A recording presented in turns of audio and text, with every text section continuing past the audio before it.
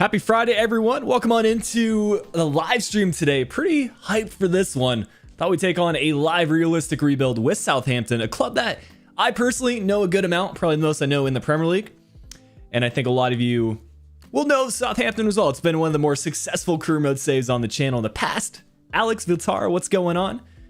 So yeah, it's going to be a different concept today, but I think it will be a good one. And maybe this is something we'll do more often.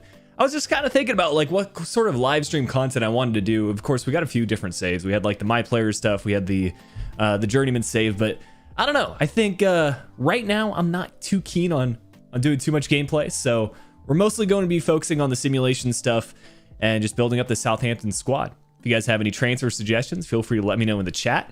We're basically just loading up. I haven't looked at anything like the homegrown talent, so it's all going to be a surprise to me and for you all as well. But if you're already in the live stream, say what's up in the chat. Shouting out some of you. We got Jay back. We got Warren, Charlie, Future, Feza, Alex, welcome on in. But yeah, this is the Southampton team. Of course, a little bit different than when we did the career mode last year.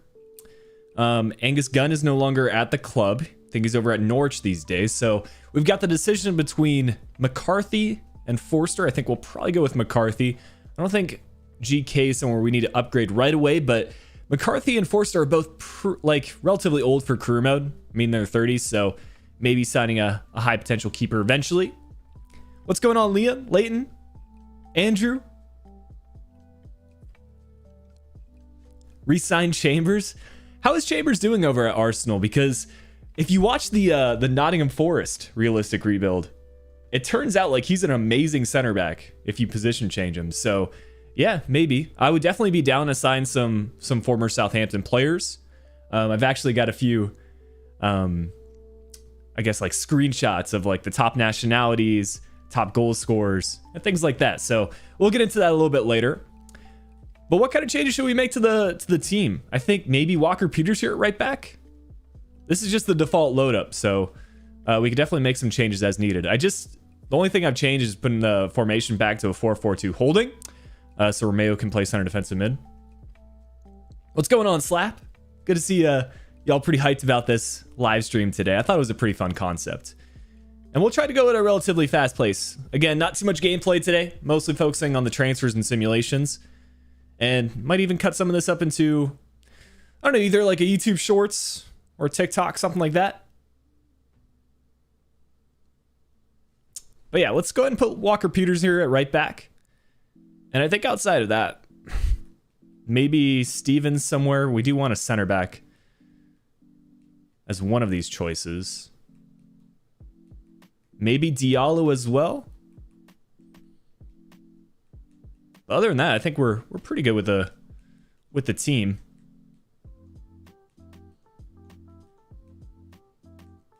Some legends from this save, man. A lot of the original players that I know of. Gineppo was a absolutely amazing talent in the career mode. I think Walcott's here on a permanent basis now from Everton, right? You guys are really going to have to be the assistant coaches here if you've been following Southampton transfer news. I know this left back is a new addition, of course, no longer having Danny Ings. So we've got Armstrong and Adams up top. Pretty good strike force. This guy's got really balanced stats, though. I could even see him playing as like a center midfielder. Like a downgraded Hullet almost. Like a Hullet's got 80 plus and all of his stats. This guy's got 70 plus. Only 23 years old as well. Keep Livramento on the bench. Very highly rated young player. Okay. Who should we swap him for?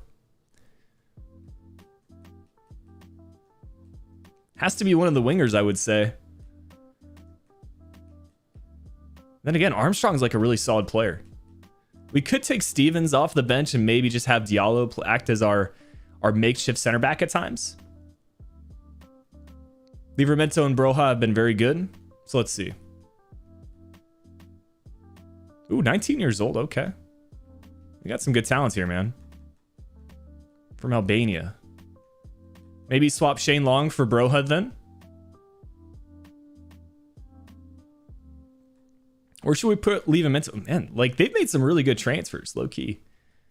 I was actually looking the other day at like Southampton's youth academy, and Jamal Musiala The Bayern center attacking midfielder. Actually used to be part of their youth academy, so that's pretty impressive.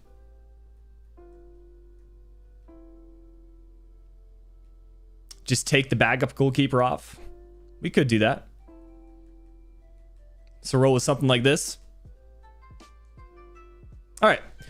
I think we're pretty good with the initial starting 11. How about we take a look at like our youth academy budget, things like that. We can get some shortlisted players and move through.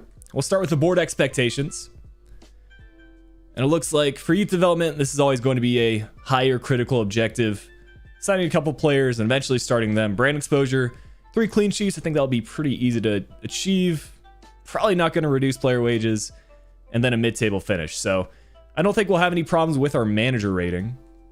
But the moment of truth, the homegrown talent, Tommy Thomas.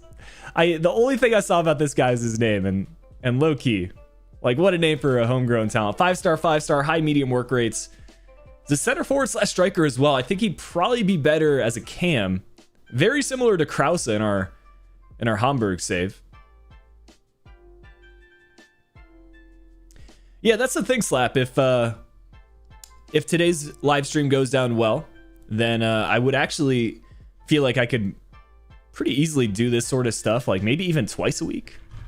I don't know. It's just like I don't want to get too burnt out on the game. So I could do simulations and things like this all day just because it's more talking about football than it is necessarily playing FIFA.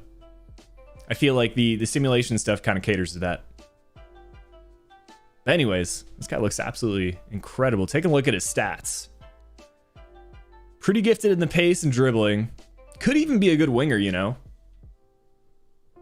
Also, if you guys didn't notice, we are rocking the Southampton kit from, I think this was like the 16-17 season. I mean, they've even changed the shirt sponsor since then.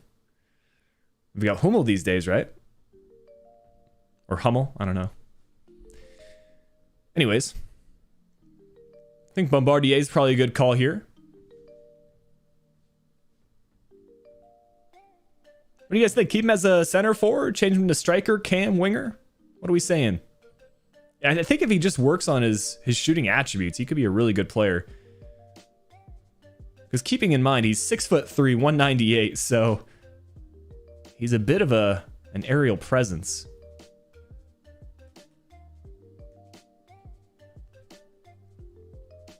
And then budget-wise, we've got about 30 million or so. Y'all are saying winger is 6'3" winger? What's going on, Nicholas, Daniel, Muhammad? Welcome on in. If you guys are new around here, feel free to subscribe. Get those alerts on stream, which hopefully will be working. Well, let's get some players here in the shortlist. Just looking through the chat. Signed Virgil as he's linked with Southampton IRL. Is he actually? How much has he actually been playing for Liverpool since coming back from injury? I've mostly been watching highlights, so like when you watch any club highlights, you don't see too much of the defensive stuff, more the attacking. And Mohamed Salah, he's just on fire right now.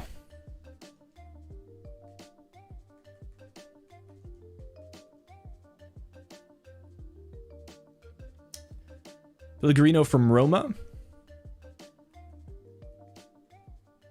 You know what, I'm just going to go ahead and head over to Italy and look up the players there.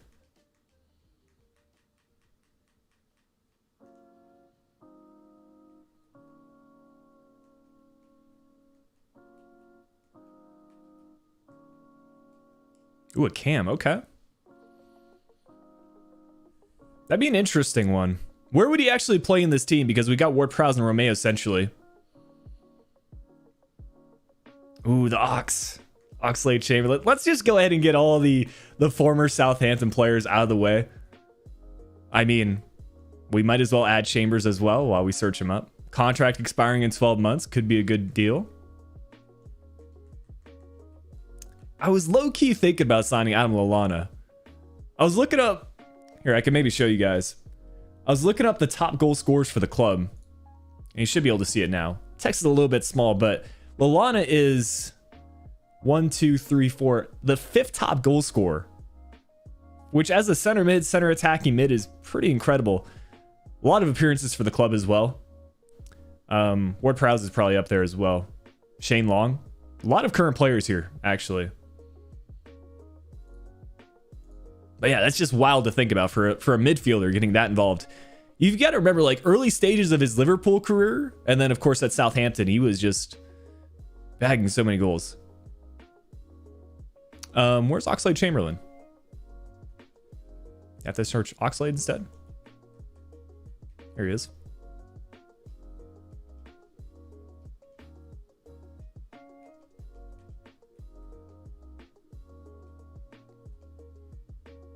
Tadic from Ajax.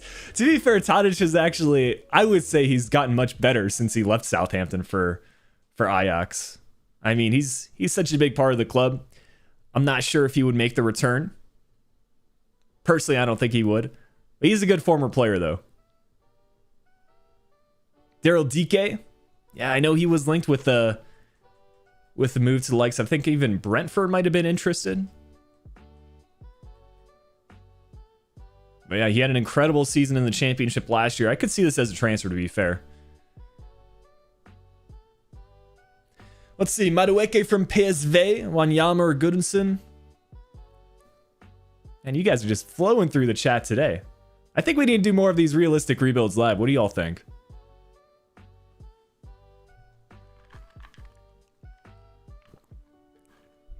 Are we talking about Ismail Assar or Daniel? I don't know. Promotion with Watford. They've already lost out on a couple players. Could definitely be one for the future, though.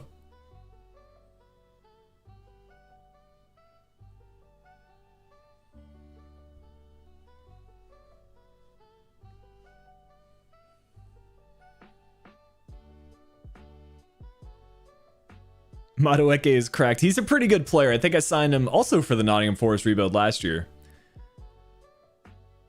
But yeah, I think generally speaking with this team, some wingers could be good. I mean, Nathan Redmond, I actually quite like him in game. 27 years old, 76 overall. And again, very similar stuff with Elyounoussi. But I don't know if they're like, you know, those players you rebuild the team around, right? I think the rest of the squad is quite solid. 24-year-old right back. We could even swap him for Livramento. Both Bednarek and Salisu are relatively young. Parad, young player. I think, honestly, like a younger goalkeeper in this summer transfer window could be good. Doesn't need to start right away, but I know that's an area we want to improve eventually. The tricky thing with goalkeepers, though, it's like they're not going to get a lot of play time if they're not starting. So if we sign them, we would probably have to send them out on loan right away, or we can just let players develop naturally. We've got Romeu and Diallo center defensive mid. Ward-Prowse isn't going anywhere. Maybe some squad depth here in the midfield could be nice. And I'm actually quite happy with both of our strikers. So yeah, I think probably a winger, maybe squad depth in the midfield, and maybe a center back. That's kind of what I'm thinking. I'm seeing a lot of Brereton Diaz in the chat, so we'll go ahead and add him. How is he doing for Chile, by the way? Haven't been following him too much. But I know it was when he made that that nation change from England to Chile. He was pretty trending over on FIFA.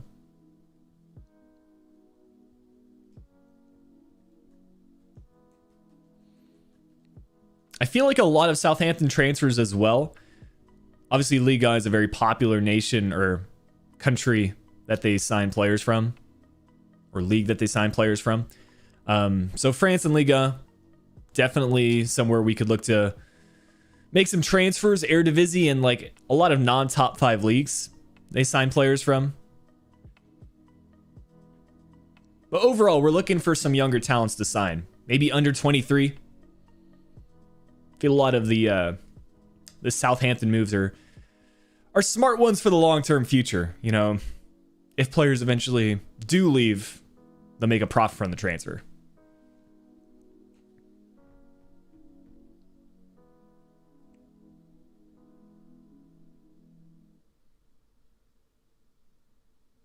Who's some other linked players as far as wingers go? Bale in season 2. You know, we're going to add Gareth here. Contract expiring 12 months, so he might even be a free agent. That'd be nice. That would be, I think, the perfect case scenario.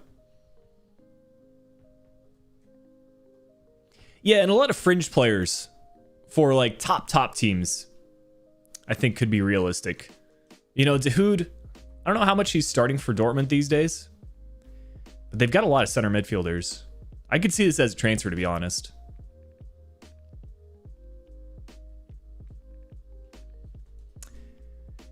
Yeah, if you're just joining up into the stream, we're making these summer transfer window signings for the Southampton team. About 30 million to work with, looking for mostly wingers, maybe some squad depth in the midfield, and then a goalkeeper for the future. Those are, I think, are the three main areas that we can improve this team to begin with. I mean, Southampton's always going to be a good career mode regardless because they have so many young players.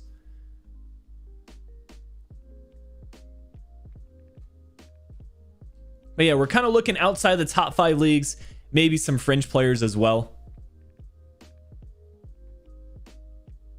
I think the way that we can approach this, and it's kind of how I do my realistic rebuild, is just like, let's hone in on a particular country or league, and then we'll kind of make some transfers from there.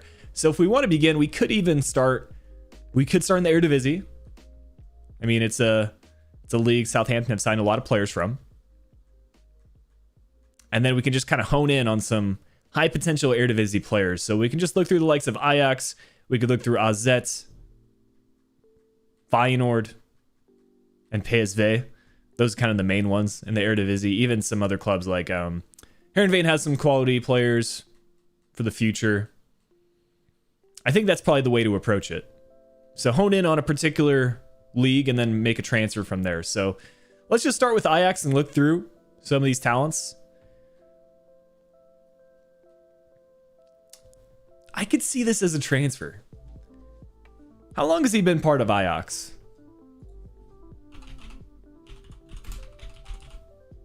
Let me look on his history real quick. I had him suggested for my Hamburg career mode. So he recently joined from Copenhagen on a 13.2 million fee. Dang.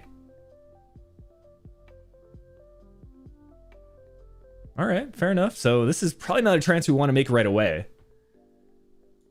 But dang, that's a lot to pay for a player.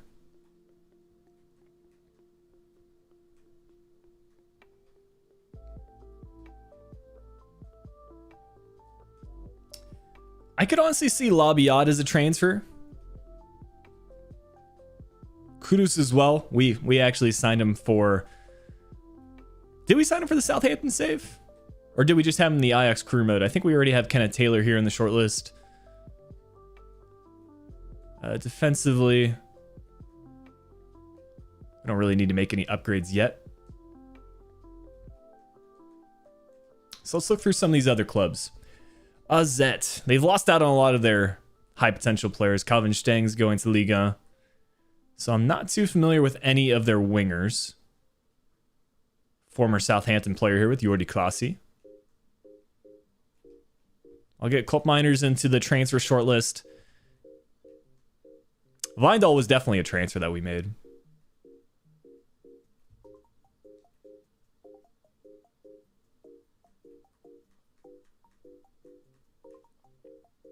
This is the first transfer window. Yeah, we decided to keep it open for this one, Nathan, just so we can get going with the transfers right away.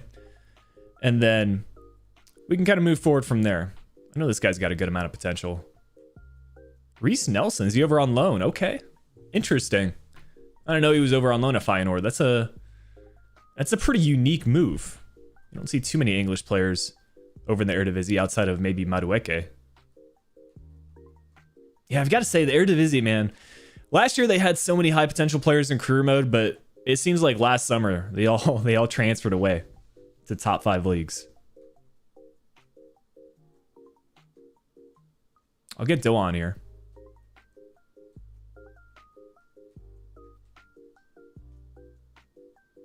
Oh, we got to get some more scouts. We already ran out of scouting reports.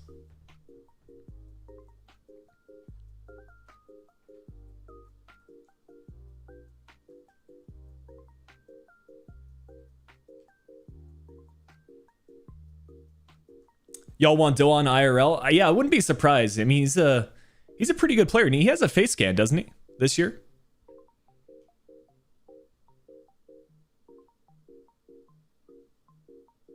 Yeah, he does indeed have a face scan. Nice.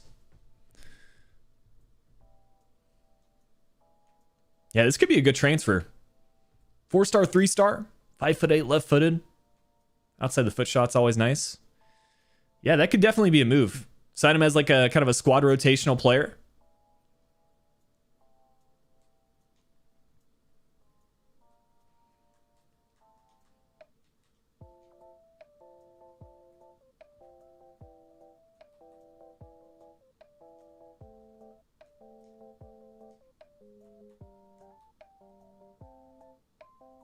I know they were also linked with Sangare, weren't they? Before he made the transfer. Man, Van Ginkel's only 28. It seems like he's been around career mode forever, man. I remember him from like FIFA 13.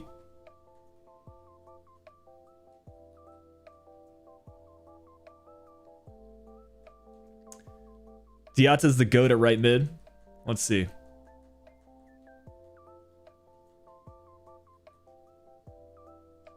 I don't know if I've signed him recently, but it would be a realistic transfer in the sense that he's playing over in Liga. Any other wingers you guys think we should get in here? We've pretty much covered the Eredivisie. I think we've established that we want to sign a squad rotational winger just for some depth in the team. Maybe he can work his way into the starting 11. What other nations should we focus on? I think France would be probably a good move. I could even see the Bundesliga as well. I mean, there hasn't been too many recent additions for Southampton in the past from the Bundesliga, but before Vestergaard left, he arrived from the Bundesliga.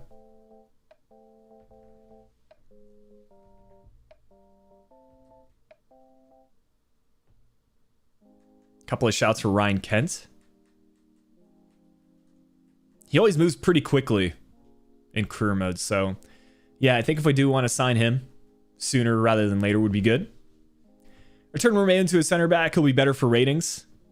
Yeah, I think I had some shouts about that when I did a career mode with them last year. The problem I ran into, though, it's like, I wonder if it's the same this year, but I remember last year I was trying to turn Romeo into a center mid, and it was going to take a ridiculous amount of time. Only 2 weeks to become a center back, but center mid, yeah, it's the same thing. 508 weeks. It's just wild to turn a center defensive into a center mid. I think we'll probably keep him as a holding midfielder, though, because he qualifies for this defensive midfielder depth plan. Not changing his work rates or anything like that. Man, I appreciate the support so far, guys. It's the most people I think we've had in a live stream for a while. But yeah, if you are new around here, feel free to like and subscribe. Post a lot of career mode content. I have a Hamburg career mode going right now. Actually had a few people subscribing. Mariano, I appreciate you.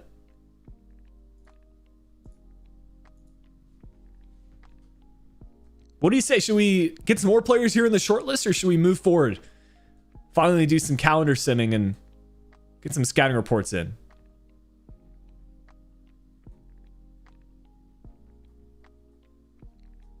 I would say of the players that we've added so far, I think Dylan would be the top transfer target. Breherton Diaz also in the mix.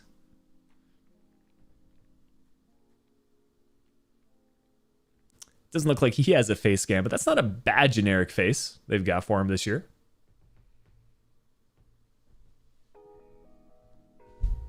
Let's leave it up to a poll.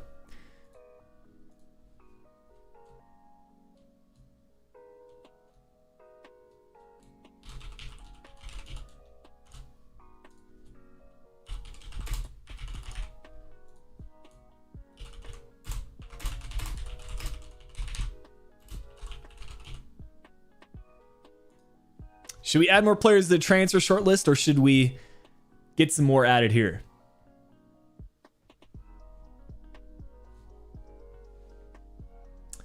Suslav as well. Let's see. I don't think I actually know this guy.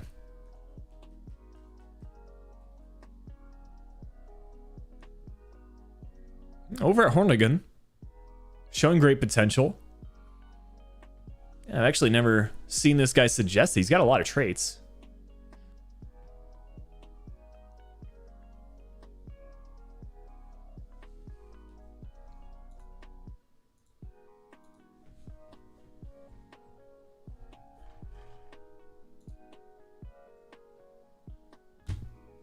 All right, you all want me to keep going on these transfers? Okay, fair enough.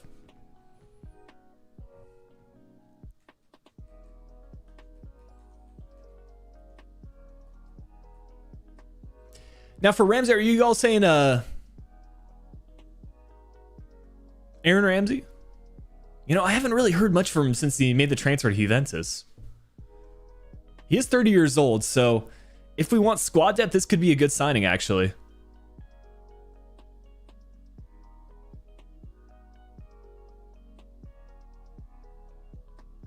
He's the Slovakian Messi. Okay, fair enough. Fair enough. Well, how about this? We'll get like 2 more players here, and then we'll move forward on the sim. I do want to get some transfers going because ideally, you know, this is going to be a multi-season rebuild we do live on stream. Depends how quickly we can move through things. Obviously, the first transfer window is probably going to take the longest. But I'll get 1 or 2 more players, and then we're going to start moving forward. I want to pick up the pace a little bit. Are we talking about Jacob Ramsey? I had a feeling. Might have been talking about him as well. Yo, what's going on, Marcus? We're looking for a squad rotational winger, maybe a midfielder as well. Goalkeeper for the future. So I think those are the 3 big points that we want to make a realistic rebuild here. Actually, I don't think we have any goalkeepers yet. So how about for these next 2 or 3 players, we'll get some backup goalkeepers in. So we're talking high potential keepers. I think ideally outside of the top 5 league would be the move. A few more people just subscribed. We had Gibbs, Eddie, and Addy Corley, and appreciate y'all. Glad to see the stream alerts are working. Yeah, I know Florian Muller.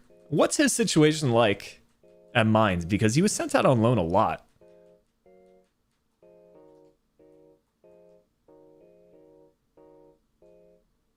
He's over at Stuttgart these days. Must have just made the transfer. We should get Musa. Yeah, I think before this rebuild is done, we'll try to get some Americans into the team. I mean, as an American myself.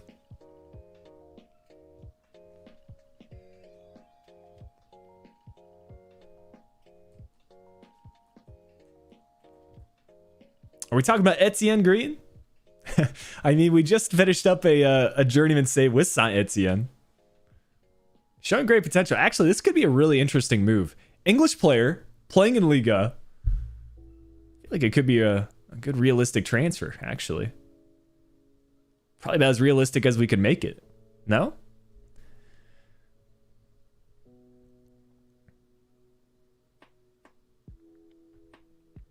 Signed Manar Sullivan. Who remembers the Manar Sullivan stream from last year?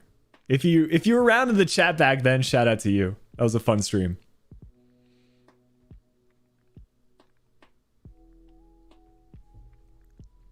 Yeah, Nuba could be a good shout for the future.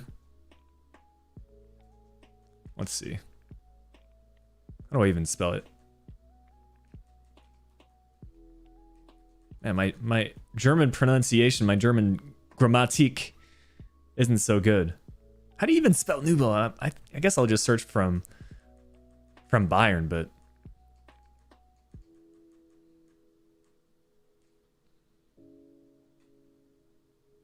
he's not even at Bayern right now. He's out on loan, I guess. Oh, it's a lot easier to spell than I thought. Oh, he's got the umlaut, that's why. He's on loan at Monaco. That's a weird move, in my opinion. I know they've had some German players in the past, but realistically, like, how much is he actually going to play for him? Who's starting for Monaco as a keeper, anyway?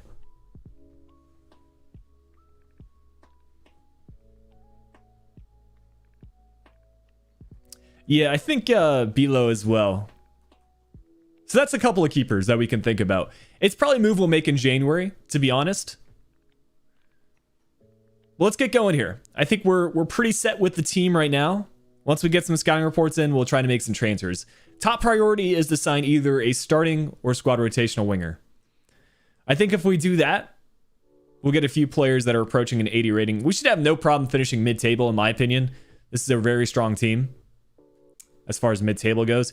It kind of just depends how these initial results work out for us. I might do a little bit of player training as we approach the opening match day, but I'm not going to actually play the matches anyway. So let's move forward on the sim. See what kind of offers we get. I'm not too set on letting any players go, but if we receive an interesting one, then maybe we'll consider it. Che Adams, I think he's staying. I think the only offer I would consider to have Adams leave is maybe if like a Premier League club come in. Also Gareth Bale to Leverkusen apparently, and Sarr to Valencia. Interesting moves. What do y'all think we should do with our homegrown talent? Should we loan him out straight away?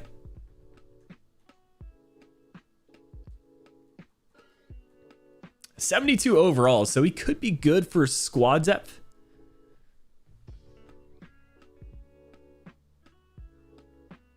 I don't know. On the other hand, if we loan him out, he's going to get that rating boost, right?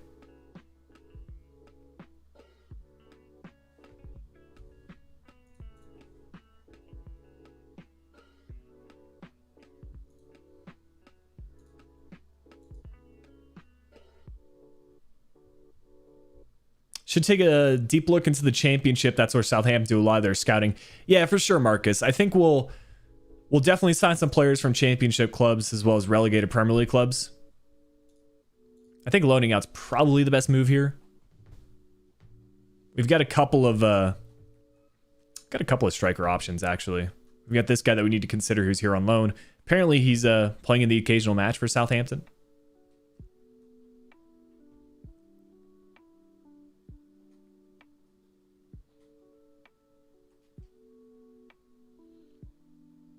What are his stats? Pretty gifted in the pace and dribbling department. Definitely the two best areas. We do get a loan offer from Brighton. I think it's the perfect loan. We'll just send him out for a season. We can actually track his progress over there. Also a swap deal for René Adelaide. That's actually an interesting one. You know, I don't usually consider too many swap deals, but this is a very interesting one. The thing about René Adelaide is I don't know if he would break into the first team right away. 75 overall. I think he's kind of a box-to-box midfielder, which is essentially what Ward-Prowse is for us.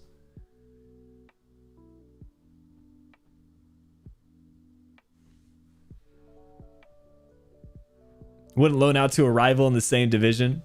Yeah, true.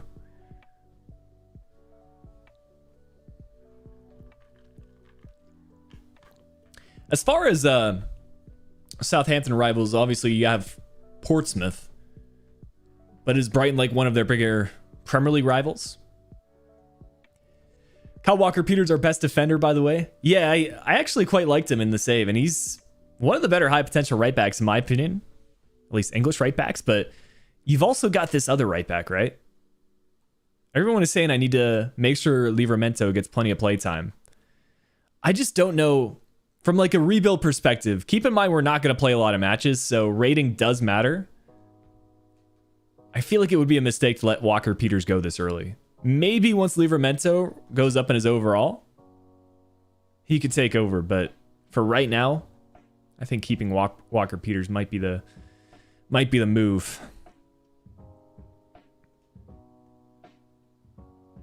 Let me check on these depth plans that are already complete. I've been updating some things behind the scenes before the stream started. Basically, just changing our left midfielders to left wingers. Sometimes you see an increase in the rating, like right here. Let's see, I think probably... say wide winger, or we can always do the... the position change cheese. For whatever reason, if you go for a left winger, if you train him to be a right winger, his stats just go up so much. I think we might do that here.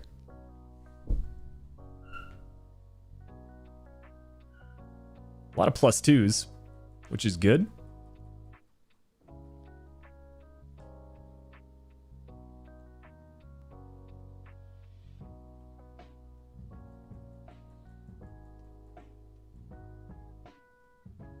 So we don't want to change his weak foot.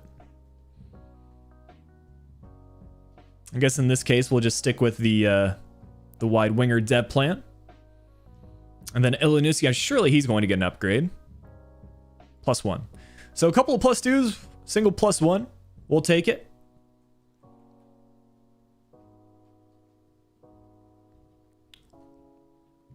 Yeah, the squad's already looking much better. Bang from Indonesia, welcome on into the stream. Yeah, if you're new around here, welcome. Try to do these live streams at least once a week on Fridays. And yeah, posting a lot of career mode content as well. So if you're new around here, don't forget to like and subscribe. A whole bunch of scouting reports coming in. So let's see what we got to work with. We'll sort by position and focus in on the wingers for now. Yeah, as far as squad rotation, this could be a good signing. Only 5.5 mil. Ryan Kent would be a little bit more expensive. I think we would dev plan change him to a left winger because he's played that for Rangers. I think a lot of these cams could also play out wide. Ledesma certainly can. Oxlade-Chamberlain, center midfielder these days, but I think his stats are good enough to play out wide if we need him.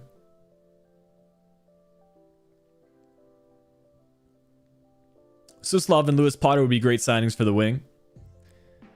Yeah, this is a really interesting transfer because I've actually never heard of this guy in career mode. But you look at his stats, pretty good on the physicals. I mean, light green for acceleration, sprint speed, stamina, agility, all things like that. But honestly, looking at, I think he could be a really good cam. The bad thing is we don't necessarily need a cam in this formation, but playing behind a striker, I think even in partnership with someone like Armstrong or Shea Adams, it could work. Stats look really good for a 70 rated player.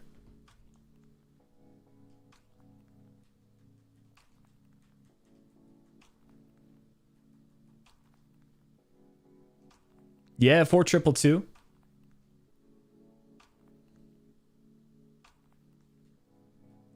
Hey, Hull City back in the championship these days. Nice.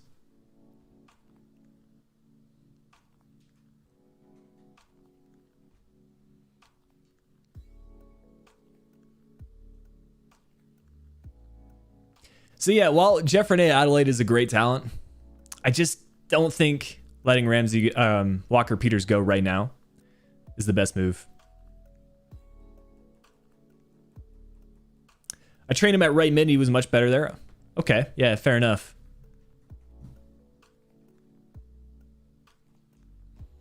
Hopefully the rest of these scouting reports come through within the week. And we'll get into some matches here pretty soon.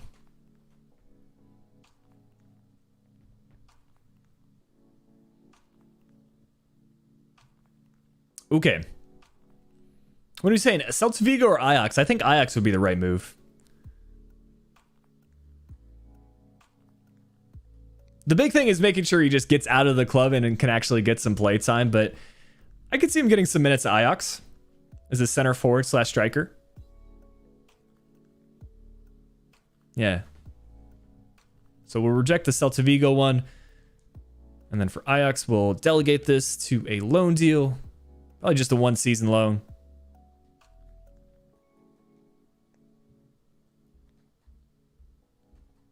We'll see how we're doing on these scouting reports. Yeah, most of our players coming through now. Nice.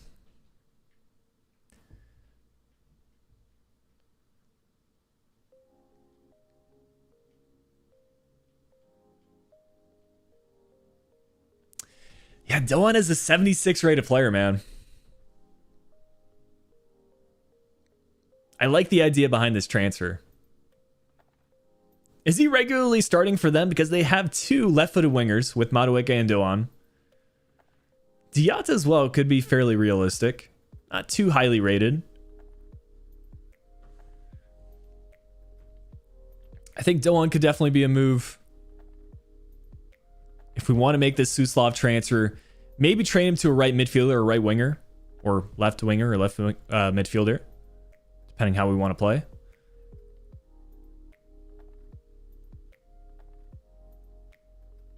Yeah, Kent as well. In the mid 70s, upper 70s.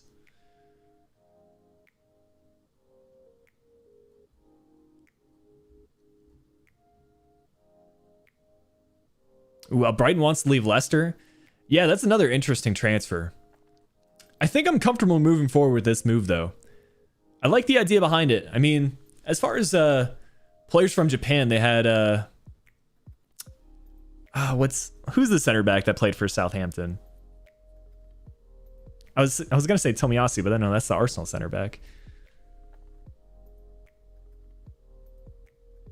I swear I remember him from like FIFA 17. He was a longtime player as well. Yeah, Yoshida. Yes. Friggin' legend.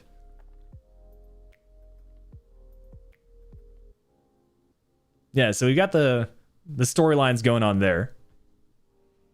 Yeah, he was always super solid in my crew modes. I think he left like 1 or 2 seasons ago, because I don't remember him too much from my Southampton save last year. But I mean, for let's say we can complete this deal for like 15 million. That's half of our transfer budget to sign a really good player for the future. Probably would be fine with a rotational role as well. So let's go and see what we can get done here.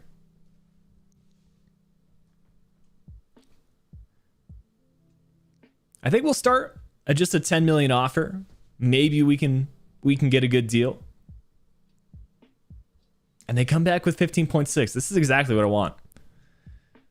So I think we could even go for under 15 mil, maybe something like 12 to 13. What do y'all think? 12.5, 13?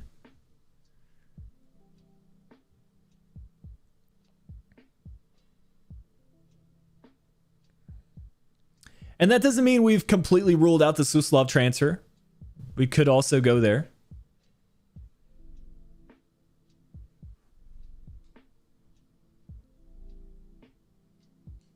I think we start at 12. They'll probably come back with, my guess, 14. And then we'll settle on 13. I don't want to test my luck too much, but I think we can get away with one more. I think we can get away with a 13 bid. I don't want to pinch pennies, though. It's like we've got the funds. We don't want this transfer to fall through. With that said, if things don't go to plan, we can just wait a week and get into talks again. Yeah, Vip, like, the thing is, like, I could definitely do more of these, like, live realistic rebuilds, because I get a lot of questions, like, how I end up doing it. It's hard for me to articulate it in, like, a single YouTube video, but I think if y'all kind of see me do it live, you kind of get an idea of, like, how these transfers go through. And we do get the 13 offer. Honestly, that's a pretty good fee to pay, in my opinion, for a 76 rated player. Let me quickly see what our contract wages are looking like. So I don't want to pay too much or too little. So I think for a squad rotational player, about 30K. Should be just about right. 30 to 40K.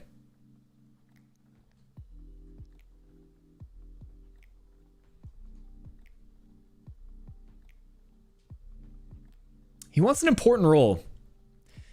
So that's something I do want to keep in mind. I actually try to pay more attention to the contract roles these days.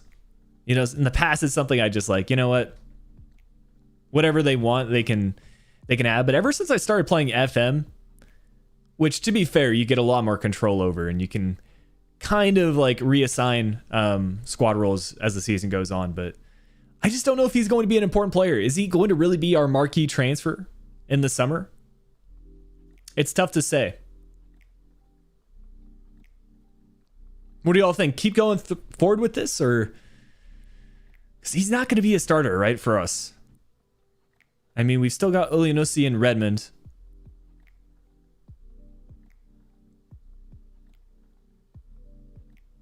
I haven't seen that yet, Irfan.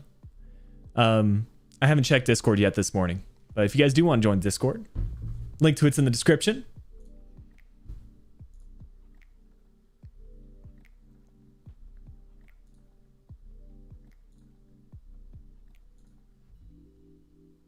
You don't think this is the one? Yeah, that's kind of what I'm saying. Like, I want to sign a rotational player. This is a good deal if he was starting for us right away, but I think there's other options that we could potentially go for. So let's just end talks. It's tough to do, but I want to be true to the realism. So let's look at some other options. We still need to wait on Lewis Potter. We're actually getting into our first transfer right now, trying to sign a squad rotational player. We wanted to bring in Dylan, but he wants an important role, so I think we're going to pass on him. I think Brereton Diaz could be a good transfer. Let's go in for this Suslov guy. Also left-footed, high work rates. We would probably position change him to a winger.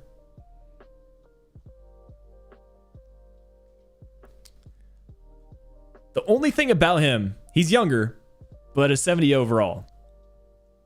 That's kind of like a point of concern. It's going to take him a while before he gets into the first team. So as long as we're okay with having Elianossi and Redmond as our starters for the next season or two, that's completely fine. Brereton Diaz, on the other hand, I think he could see a pretty rapid rise in his rating. You know, Todd Cantwell could be a shout. He was linked with a move away from Norwich. Never happened. I did just sign him for my Newcastle save, but I think he is a good option to add here. Contract expiring in 12 months as well.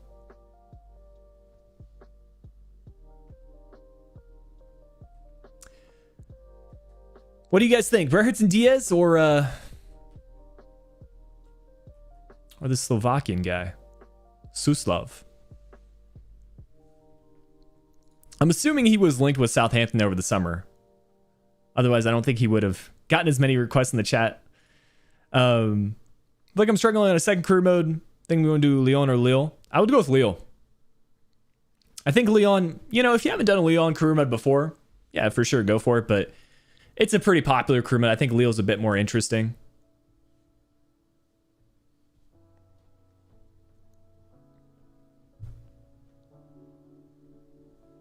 Let's leave it up to a poll because we're seeing some votes for both.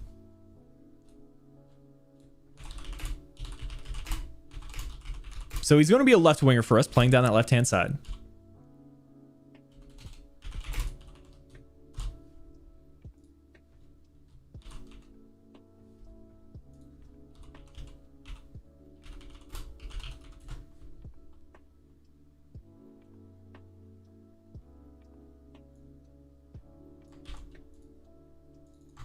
So we've got Brereton Diaz, we've got Suslov.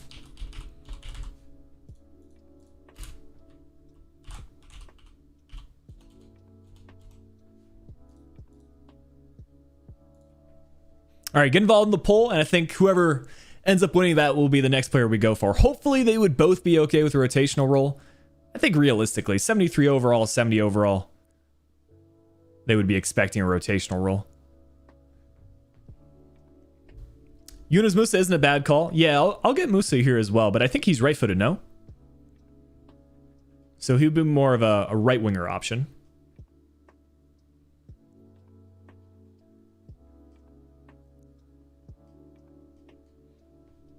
Yeah, I think he's someone like, let him progress the season at Valencia, and then maybe sign him in January or in season 2.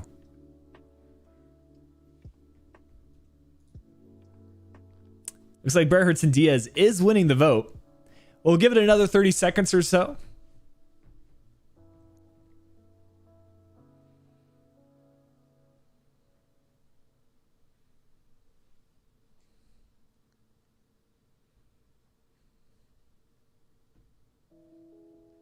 But hey, who knows? We'll see if he's okay with a rotational role.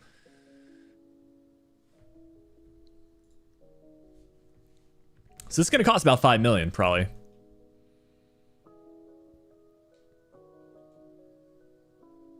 I mean, we pick him up for under his market value, dude. That's... I don't know why he's so keen on leaving, but... Let's take a look here. It's the moment of truth. Is he going to be okay with a rotational role? That's the true question. We're saying rotational here, not sporadic or prospect, no? I don't know, 73 overall, sometimes you can get away with some of these lower squad roles, but he'll be a rotational player for us. He's going to fit in straight off the bench.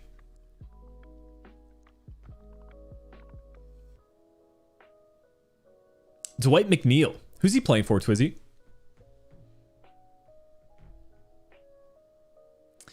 Can I see Centurion from Sawfield? I'll have to check. I just updated the squad files, so as long as he's included. And he's good with rotational. 5-year deal. Committed to the long-term future here at Southampton.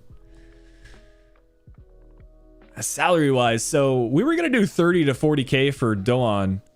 I think 25 is fine for Diaz. What are y'all saying? 25 or 30?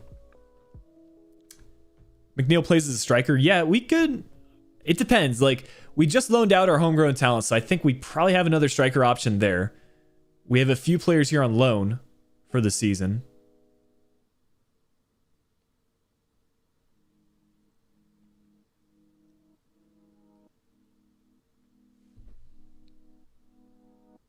I'm going to go with 30 just to be safe. Could probably get away with 25. And yeah, if he accepts it straight away, we could have gone with less. But 30 is still fine for Diaz. Let's quickly take a look at his squad number so we can update that. Where's the number 20 right now? Hey, that's another player that we signed from Blackburn. Didn't even think about that with the Armstrong transfer as well. So signing players from championship clubs, we are sticking with that philosophy for sure. So he actually wears the number 22 for Blackburn for the current season. Salisu has that number. Smallbone has the number 20. He wore the number 9 for the under 23s. Also has worn the number 17 in the past, which is also taken. What are we saying here? Should we just reassign one of our current squad role players? Maybe Salisu the number 3? I mean, that's a good center back number. I think I'd be okay with that. That's probably the best case scenario. Roberto Diaz the 22, which is what he wears for Chile and Blackburn this season. Salisu can switch up to the number 3.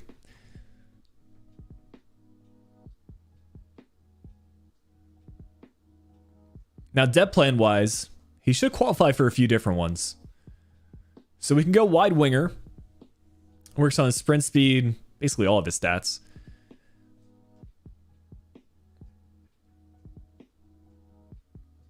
I think we stick with this right winger depth plan though. It's probably where I would like to play him. Let me see where he actually, if he prefers to play on the left or right side. So according to Transfermarkt, his main position is center forward, which is interesting. I want to see his stats by position. So he's played 85 games as a center forward, scored 21 goals, 9 assists. Right winger is his secondary position.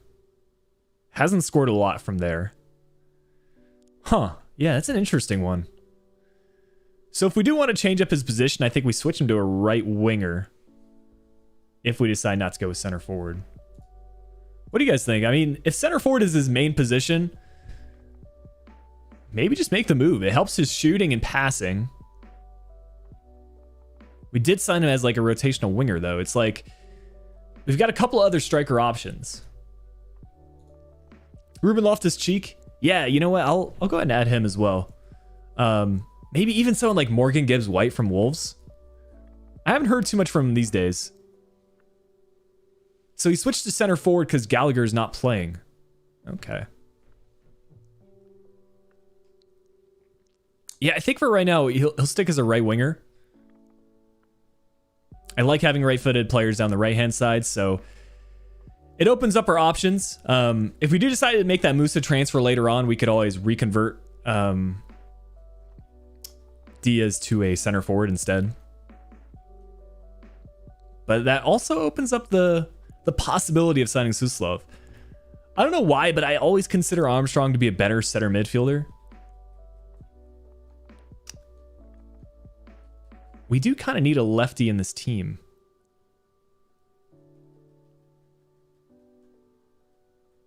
Now that I think about it. So what I'm kind of thinking right now, just to lay into my thought process, maybe depth plan change Armstrong to a center midfielder. He'll kind of take over for that box-to-box role for Ward-Prowse if he ever needs a substitute. Djenepo's a pretty good winger. I almost want to say center forward's the move for Brereton Diaz now that I think about it. Like, this guy's only here on loan. We have our homegrown talent who we aren't necessarily set for a position. We could make that Suslov transfer for a left-footed option.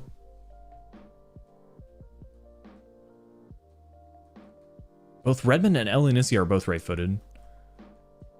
Yeah, let's get a lefty in this team, guys. We've still got the funds to work with, so I think we go for Suslov next.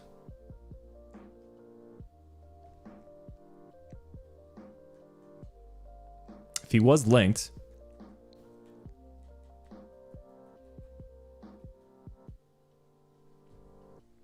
Left-footed, 5'8", high work rates. A lot of traits.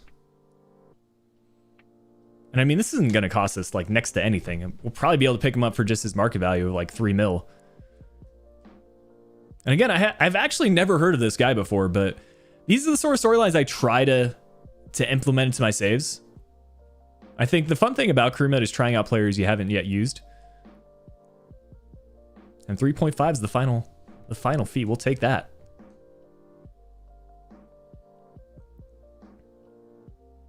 So this time around, I'm actually going to offer sporadic instead of rotational.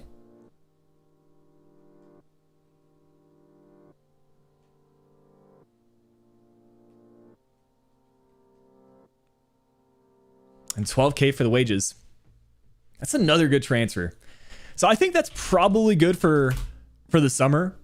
We should have about 20 million to work with in the January transfer window, so we can reevaluate depending if like we're lacking goals, we need to upgrade defensively. So let's go ahead and update Suslov's squad number.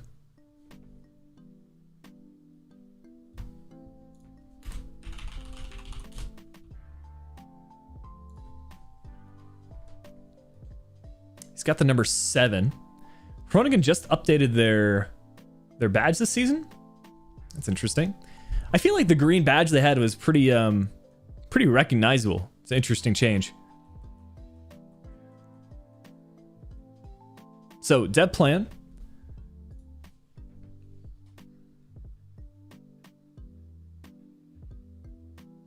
I think we go left winger. And kit number. So he's worn the number 731. I mean, 7 would be ideal, but surely that's taken. Yeah, but Shane Long. You know, Shane Long will eventually move on, so number 7 should open up eventually, but I mean, he's a longtime Southampton player, so I'll show some respect and let him keep it. Probably just go with the 31 if that's not taken. I think that's a new transfer, Leonko.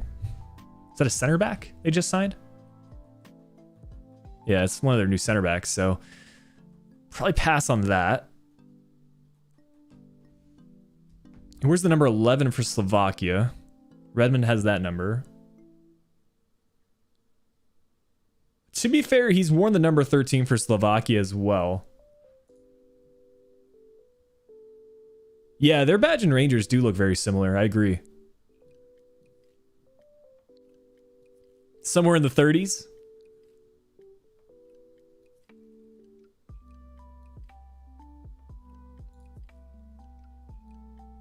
Maybe 37?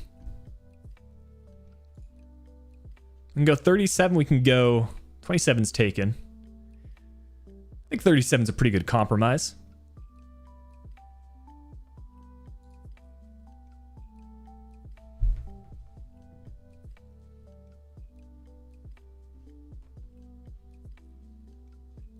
$37 or 34, I think, are the two we choose from. We'll just go with that. So I think that's pretty good for signings. Let's update our squad. Get these new players in. Suslov. Let's see. What change do we make here? Apologies if you can hear my dog barking.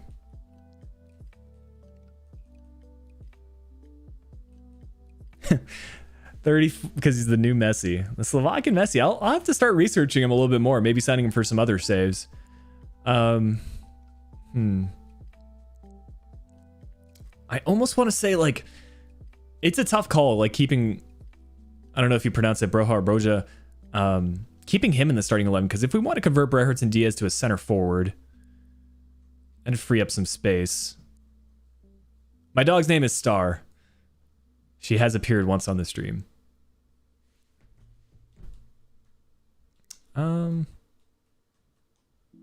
Yeah, like my intuition kind of says to do something like this. Breherton Diaz then goes to a center forward or striker, to be fair. He's 6'2", could be a good striker. What's the recipe for this team? So as far as realistic rebuilds with Southampton work, I think the moves are going to be like signing players from Ligue 1, because they always sign players from France. I don't know what it is. They've got that sort of transfer policy going on, and like also looking at players outside the top 5 leagues, fringe players from big name clubs as well. I think if you follow like that transfer policy, you're pretty set for a Southampton save. Obviously, high potential players as well, because they make a lot of younger signings. This is going to be uploaded. It will be left unlisted on the channel, so you can watch it back. I don't know. I had like started to think about like maybe recording some content live for you guys. I don't want to like spoil the video necessarily, but I realized like thinking about it myself, like I don't watch a lot of streams in full. So I'm more of like a VOD content guy, like watching cut down highlights. So if I ever find the time to like, I don't know, maybe make a second channel for these sort of uploads, I think that would be ideal, but I'm a little bit pressed for time right now as far as even getting 2 videos out a week. It's just like, it's something I think about. But anyways, let's set up these scouting reports. We'll wait till the first of the month, actually. Got another 5-star scout, which is good. And maybe we can go 3 for 3. We'll have to wait a little bit longer. But yeah, this video will be left unlisted on the channel, so you can watch it back at any time. Which position's the weakest? I actually want to say goalkeeper is somewhere that I want to upgrade next, because McCarthy's solid, but he's not going to grow in his rating, right? He's 31. Their backup, Forster, 33. I don't even know if we even have another goalkeeper for the future. We really just have 2 GKs in the squad? Hold on. Oh, I've got Lewis as well. Let me see if I actually want to loan someone out. I think these younger guys we may as well send out on loan. Tommy Thomas, approached by Ajax. Ooh, we need to make sure we finalize that deal. Here we go. I've also heard if you go into these talks, these loan talks, and switch up the wages so that you pay the full wages, they get more playtime. Can anyone confirm if that's actually true? If that makes a difference at all?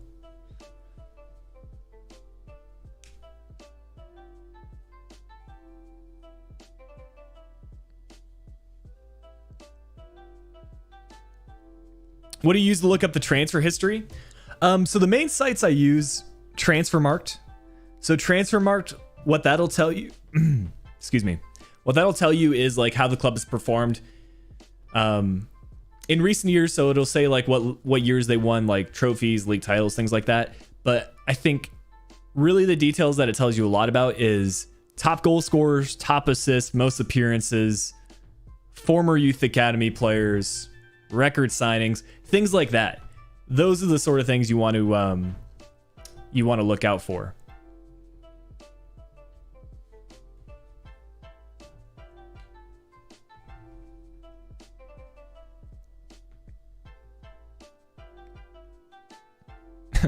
Imagine Ward-Prowse to Benfica. I mean, I'm not going to rule out any transfer because, you know, low-key Jetson Fernandez would be a kind of a good swap deal, but I'm not letting Ward-Prowse go. That's not going to happen. Any other player, I would probably consider it, but not for Ward-Prowse.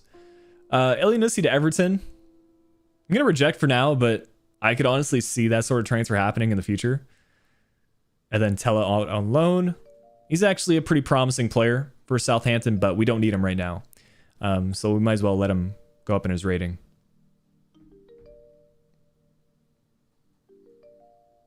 How do you get the picture of Thomas updated? You mean like this? I don't know. I don't know if it's a next gen thing or anything like that, but this is just what he started with. This, I believe, is the 16-17 kit, Irfan. It's when I did a crew mode back with them in... Actually, it's the 17-18 kit. So I did a crew mode with them in FIFA 17. So I think it's the 17-18 kit.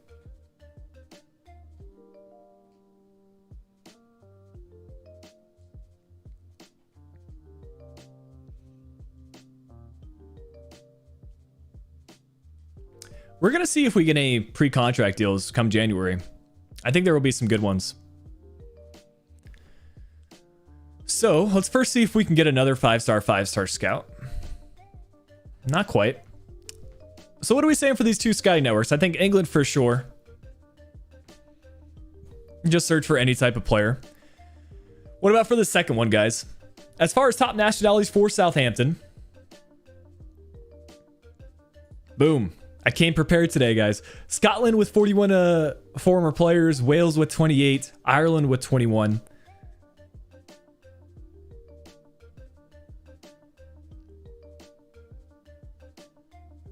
What are we saying for this next scouting report?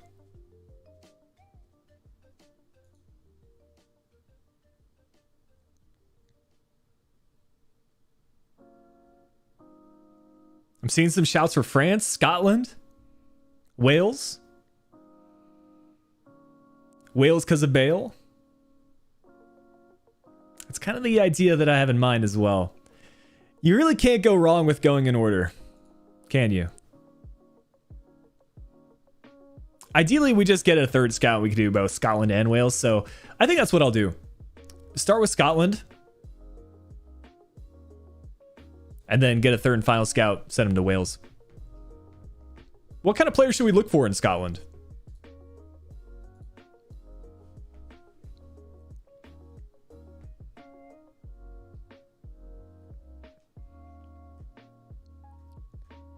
I think even like a technically gifted player. Maybe find a, I don't know, a Kenny Dalglish sort of talent. Physically strong is a good shout as well. I feel like I alternate between physically strong, technically gifted. That is the most reliable youth academy reports you can get. Sometimes Playmaker, to be fair, can give you some good players. But technically gifted, physically strong, actually give you some pretty usable talents.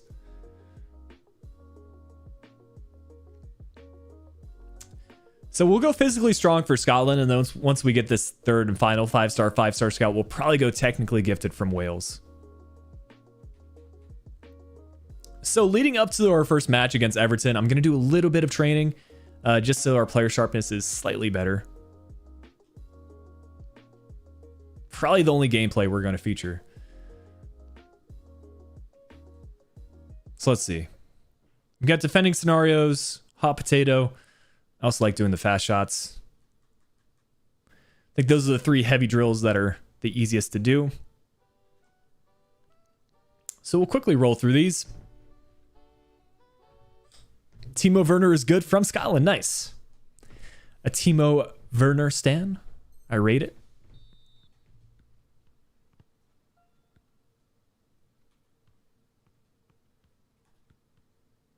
But yeah, what do you guys think? Should we do more of these realistic rebuilds live on stream? Judging by like how quickly things are progressing, I might need to split this one into two parts because I don't. I do want to actually like complete this project if I take it on, at least for a few seasons. What a save from McCarthy. But yeah, maybe one season per stream. I think that would probably be good. We can maybe even get two. Get there. Nice.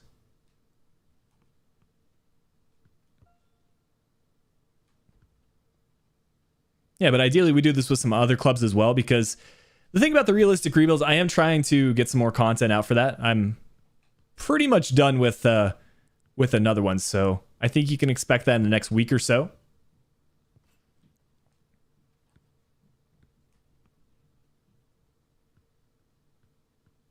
Oh, what a move.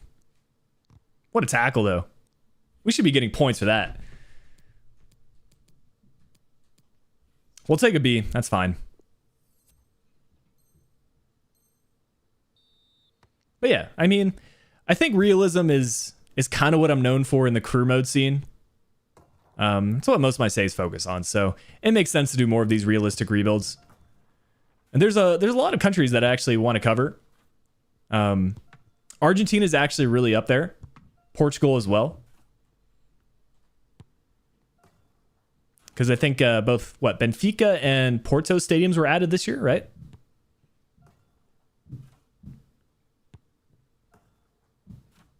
So I want to do some realistic rebuilds there. And then as far as Argentina goes, it would probably be Boca Juniors since they actually have their badge this year and their name. But we'll see. It will not be the next realistic rebuild, though. The next one's going to be in Spain, actually.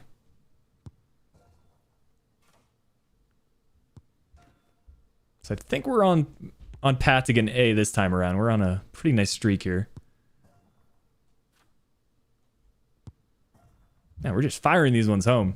I'm telling you, there's something about this Southampton team. They're underrated, man. Especially in career mode. There's the A. How many consecutive ones have we made? Like, we haven't missed for the longest time. We do miss there, but...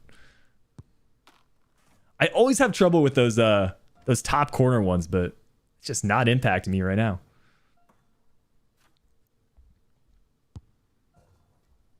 Do I enjoy the realistic rebuilds or Journeyman Stream series more? Right now, I'm not too keen on FIFA gameplay. I've actually just updated sliders to hopefully help with that. But right now, I'd have to say realistic rebuilds because I think that focuses more on the just having a general knowledge of the club than playing FIFA itself. I've always wanted to like have some sort of a focus on gameplay for the videos, but I don't know. I just hope crew mode improves because the gameplay offline it's not good right now in my opinion. It's just like some of the goals I've been conceding is just they're not great.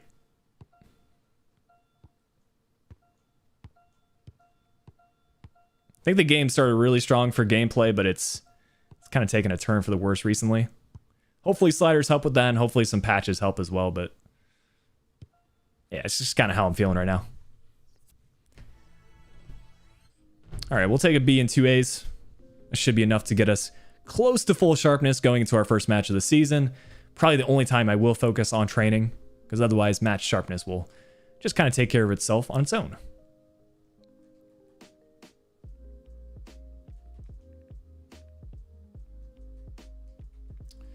So let's see. Romeo definitely needs training. Bednarek needs training. We'll sort that out. I wouldn't say FIFA's regressed necessarily. As far as manager mode goes, not a whole lot has been added this year. Obviously, my player got some updates, but yeah, I mean, if you just play crew mode for manager mode, you get the updated transfers. I mean, I don't think there's significant changes from 21 to 22 other than that.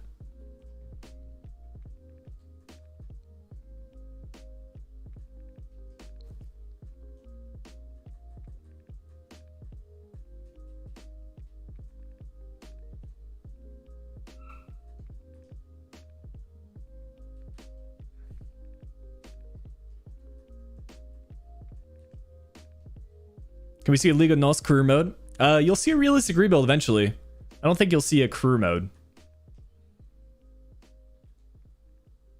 22 is way better than 21 in terms of career mode. Why do you say that, Irfan? What about is that much different? I don't know. At least for me, maybe gameplay is kind of a personal opinion, but most of 21 I played with sliders on. To be fair, I haven't given 22 a shot with sliders, but just default settings. Haven't really been a fan recently. The thing that bugs me the most is just like, I think the first touch and the passing error is too low, if that makes sense. So players have really good first touches, which lead to a lot of volleyed efforts, and passing can just be like a little pinball-esque. So I think sliders can fix that, to be honest. Hey, Max, I appreciate that. Tuning into the live streams. Let me catch up on a few of these recent subscriptions. I think we had DL Lostic 15 minutes ago. Sorry I missed you, but I appreciate the subscription. And yeah, welcome to anyone that's new. try to do these live streams at least once a week. But honestly, I do want to up the number of live streams, at least going out of this year. There will be a little bit of irregularity next year. I'll keep you guys updated when that is, but it's just temporary. Ooh, Leicester coming in for Walker Peters. Again, not looking to let him leave yet. You're liking FIFA 22 gameplay? Well, fair enough. Glad you're enjoying it. Like I said, I really enjoyed gameplay at the start. So it's not like I'm just completely trashing on the game. I just think it has regressed from the updates. Hey, I appreciate it, Zach. Glad to hear you're enjoying the live streams. Yeah, it's just something I was thinking about. Like, as far as live stream content for today, I was just going to load up the Journeyman stream, which there's nothing wrong with the Journeyman save, but I think like going into these realistic rebuilds and hopefully focusing on a new team every week, it gets me excited to play, you know, learn about new clubs, keep the content fresh, you know. I think it's something I want to do more of.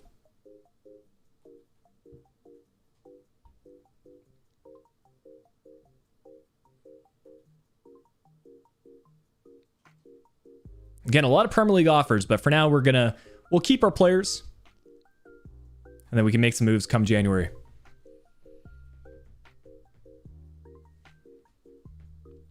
I have one concept in mind for Create a Club. To be fair, I did do one with Palermo, Irfan. I think that's kind of the style of content I want to do for Create a Club. I'm not too much into like, I don't know, Flick FC sort of thing.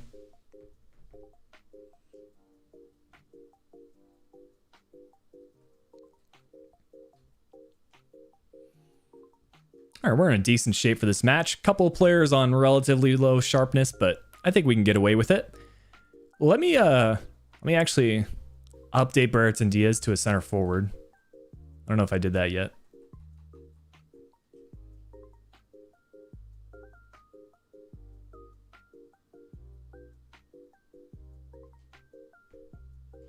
Favorite FIFA is probably FIFA 13.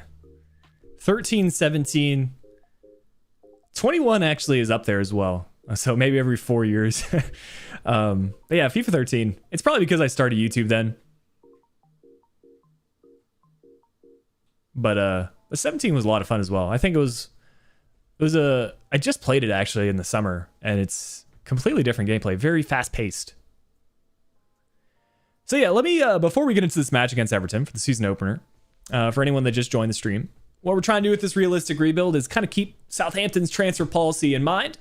So the countries and leagues that we've mostly been focusing on is Liga over in France, as well as kind of non-top 5 leagues, and then any fringe players from big name clubs. Also the championship. So as far as transfers go, we made 2 additions. We signed Brereton Diaz from Blackburn. Almost said Blackpool, but it was Blackburn.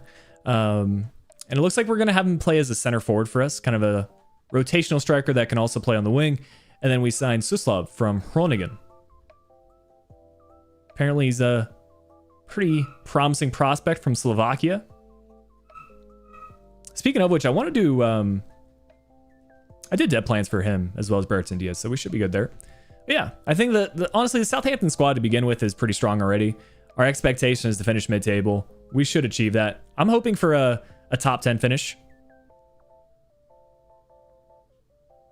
So yeah, that's kind of where we're at with Southampton. We'll get into this first match here against Everton. And for these realistic rebuilds, I'm mostly going to be simulating matches because I just simply don't have the time to be playing. We'll take a draw on our opening match day.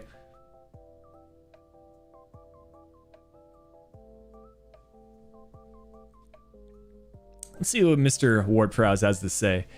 Seems like we're not really interested bringing in players to improve the team. I'm wondering what's happening to our ambitions as a club. Thank you for your input, James. And Walker Peters with a red card in the first match day. Well, you got your wish, Nicholas. Livramento will be starting in the next match.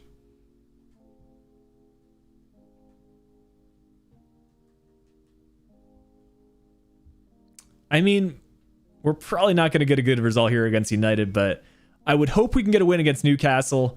I would take 4 points from the first month.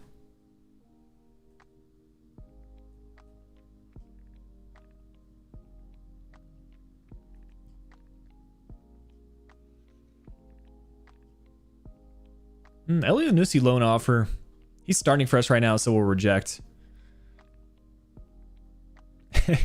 Yeah, James. I don't know, man. It's to be fair, we haven't made any signings to our starting 11, but we've made 2 transfers.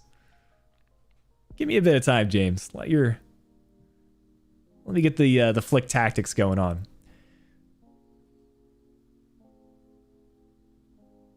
As expected, 1-3. Ronaldo with the brace. Ward-Prowse with the only goal. Yeah, I would agree with you, Yam. That's kind of how I feel about the gameplay right now. So I've actually just updated my sliders to the ones from Operation Sports, and basically what it does, it turns up the first touch control and the pass error for both you and the CPU. So I'm hoping that'll help. Flickball, I like it. I like it.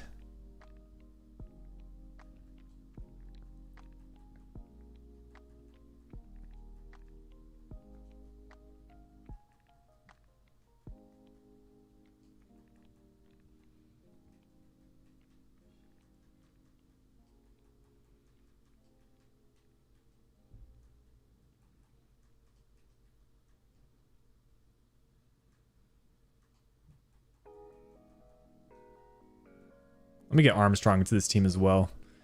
I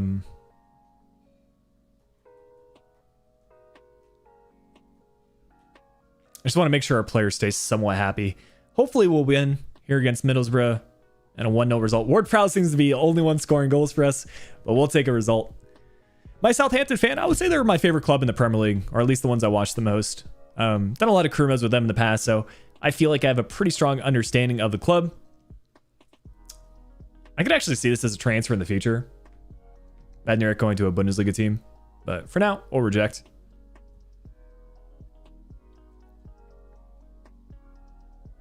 Now let's get the result here against Newcastle.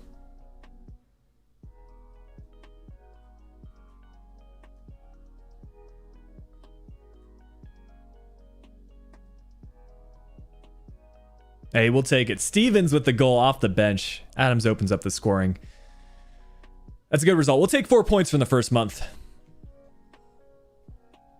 What do you think of the realistic Arsenal crew mode? Leno, let me see. Leno, Tierney, Tapsoba. I like the Tapsoba transfer. Neuhaus is a good move. Yeah, I think it's fairly realistic. Pretty good growth for your players 3 seasons in. Yeah, I think signing some players from the Bundesliga is definitely a shout. Depending on how Everton are doing in your save, Calvert-Lewin, yeah, maybe could see a transfer. So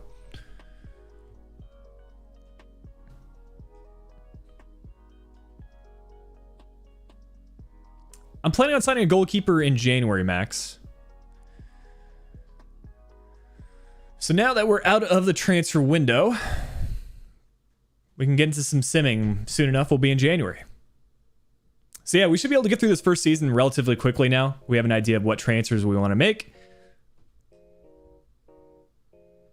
Some monthly scouting updates coming through. And for these scouting reports, pretty much only focusing on the 90 plus potential players, which unfortunately we don't see for the first month from England, but for Scotland, we'll see if we have some better luck.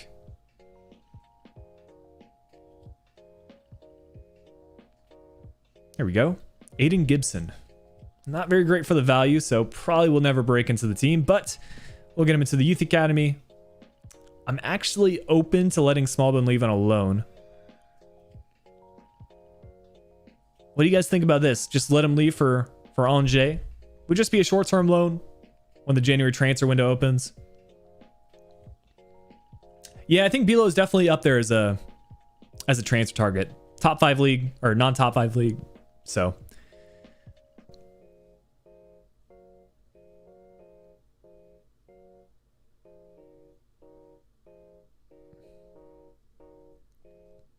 I think we probably accept this loan deal just to see his overall potential go up.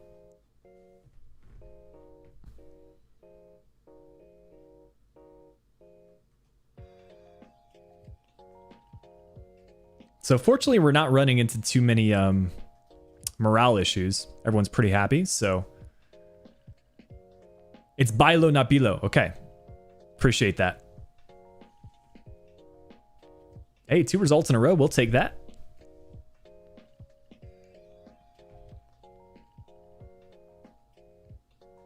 See, right now, this is like, once you start stringing together a couple of results, you just start coasting on the simulations. I don't know what it is. It just seems very form-based. If you're winning games, you're having the time of your life. If you're losing, it's so frustrating, man. Honestly, I could see a Dortmund rebuild as the next realistic one we do live, especially with the new striker at him. Dude, Walker Peters, why do you keep getting reds, bro? It's the second one this season. I'm not expecting much from the City match. But this is what I mean. This is what I mean. Dude, like, if you're winning games, you're having the time of your life. You just keep on getting these results. I mean, I'm not complaining. It's a win against Manchester City. But I don't think it's a game we should be winning. Am I going to do any Turkish, Austrian, or Swiss crew mode saves? I'm not going to rule it out, Nathan. It would be like a realistic rebuild, though.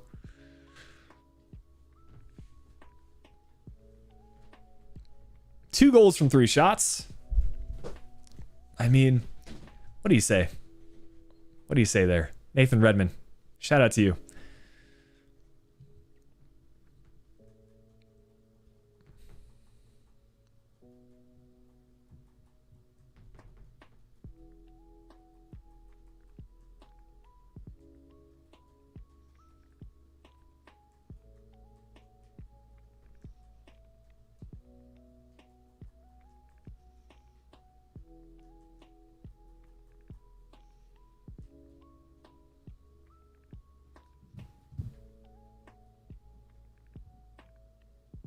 I mean, we really leave it to the end there. 5-4 on penalties. I'm telling you. Crew mode simulations, they don't make sense sometimes. Yeah, Fenerbahce would actually be up there as a realistic rebuild. Besiktas as well. There's actually a lot of good Turkish clubs to choose from this year. They made some great transfers over the summer.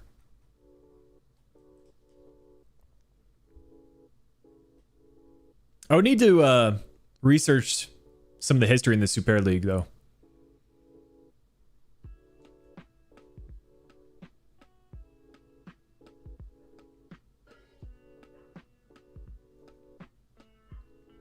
Theo Walcott's here somewhere. I think he's in the reserves right now, just because we've signed a couple of other players. Don't know how much of an appearance he'll make, but yeah, he's right here. I actually like to set up our reserves just based off of overall, so have the high overall players higher up, which takes a little bit of time, but it's probably the best thing to do for the future. I wouldn't be surprised if this guy returns from his loan spell. We need to make sure we feature him a little bit.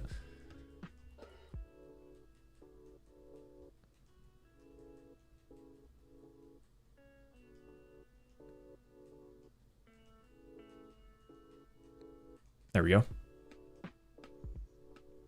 Are Monaco struggling, IRL? What place are they in Liga?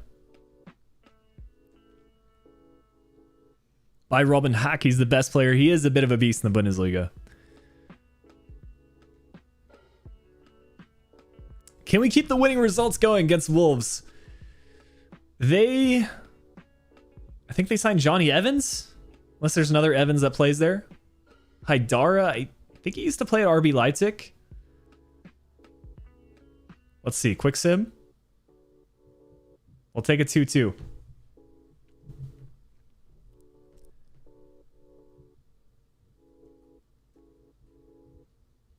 I was not expecting the City result either, JB. But yeah, it's been a fun rebuild so far. I think, honestly, this is the sort of content I want to be live streaming more of.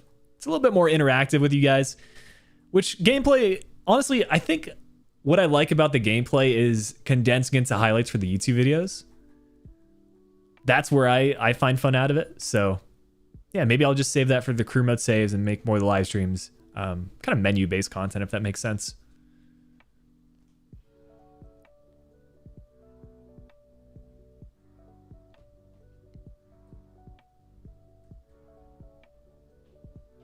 Man, give me a 5-star scout, please, game.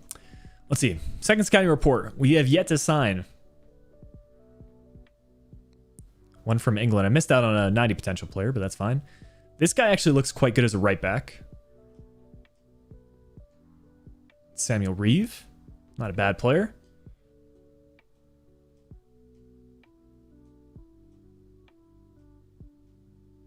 I had a 4 million value player the other day from Brazil. What's the highest you guys have had this year? I think 4 million is honestly up there.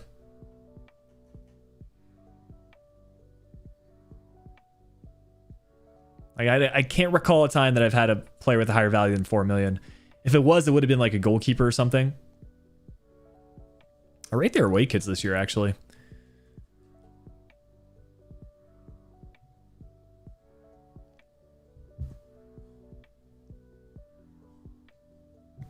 Can we get another shock result? Yeah, 4-2. Finally, the goals are coming. McCarthy with an injury. So we might need to actually rely on Forster now. 2.6, 3.6, 1.5.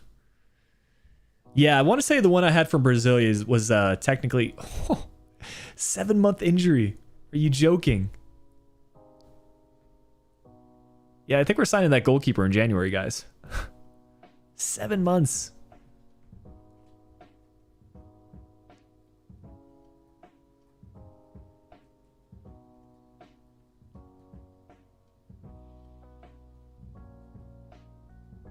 All right. Well, let's start thinking about that now.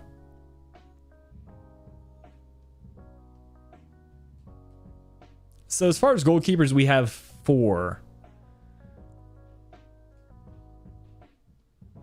Nubel at Bayern, who's out on loan. I'm not sure if Etienne Green would be someone that could like fit into our starting 11 right away. Florian Muller, quite highly rated. And then Bilo is, wait, is it Bilo? Yep, that's what it is. 32 to 45. I don't think we might have the funds if we let a player go.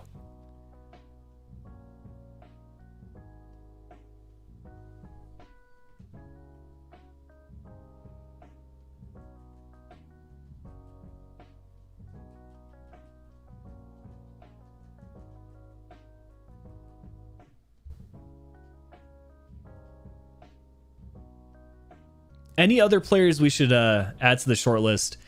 I think any English goalkeepers are fair game. They would have to either be fringe players or maybe playing abroad. Not top 5 leagues, honestly, could be a shout as well. Let me look up and see like who Southampton have had as some of their former goalkeepers. Because I feel like it's been McCarthy and for the longest time, along with Forster.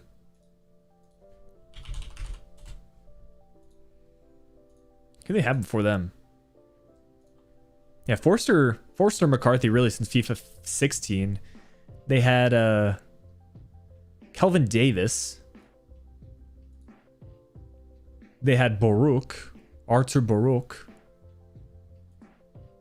Is he Polish? Yeah, he's Polish. Does Poland have any good goalkeepers this year? Chesney, I know of.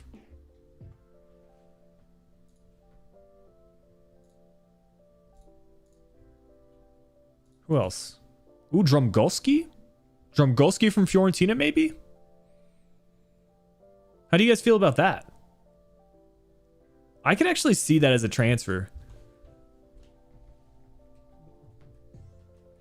I actually kind of like that idea.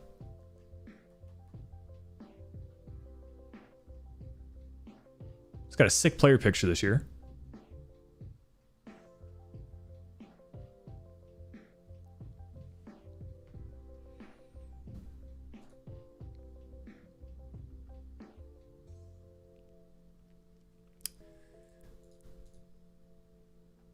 Dude, Fabianski's still crushing it.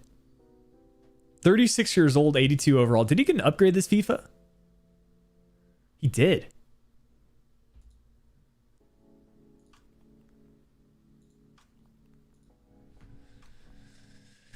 Nick Pope, do you think he would make the move from Burnley to Southampton? I don't know. I mean, a great player. 83 overall.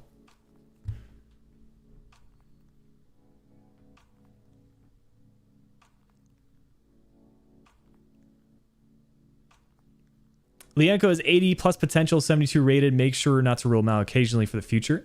Okay.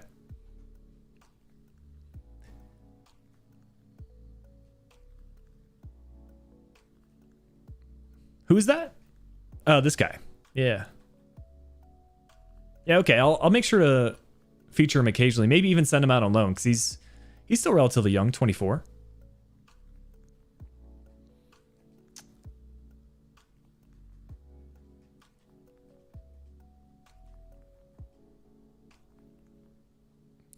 Oh, Gaza over at Fulham.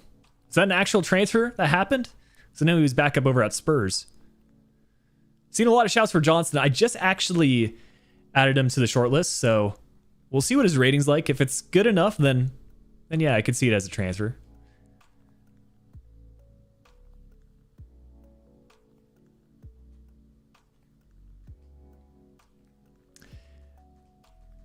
Henderson is someone that I could actually see as like maybe a signing in a few seasons, but right now I feel like he's still in contention for that United #1 spot with De Gea. So if like, let's say for example, I'm like 3 seasons into the rebuild, De Gea hasn't left United yet, then I would maybe go in for Dino.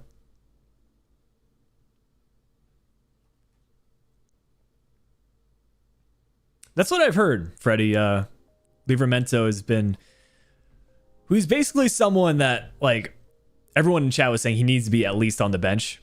And honestly, his stats look really good. It's a shame he's only 67 rated, but he's 18 years old. So maybe we even loan him out in the future. I'm concerned about this match because Forster's sharpness is like at next to nothing.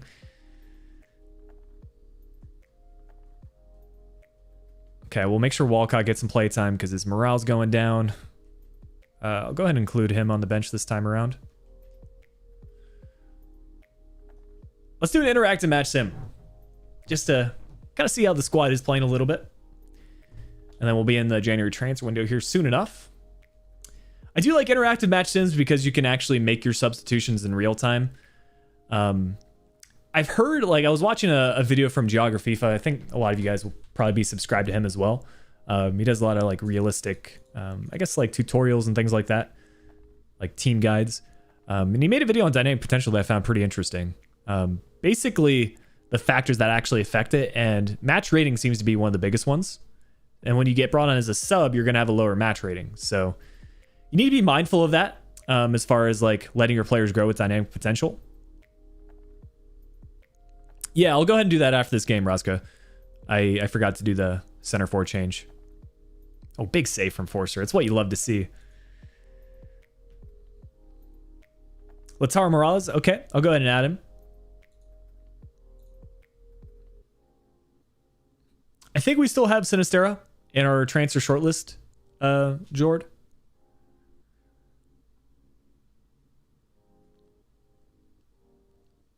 Things are going good, Spect. Enjoying the realistic rebuild so far. Glad you guys are able to kind of see a little bit more in depth what goes into them. Honestly, it's more fun to do these live than just like me sitting in my room, just like having another browser open and researching the transfers. So I want to find a way to do these more often live, and then maybe condense them down to a YouTube video.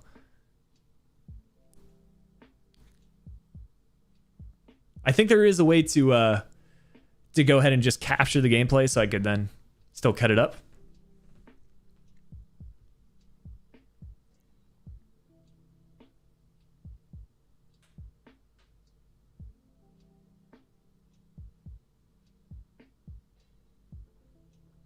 But yeah, it actually speeds up the process because a lot of y'all will also be fans of the club, so you'll have some realistic transfer targets in mind as well.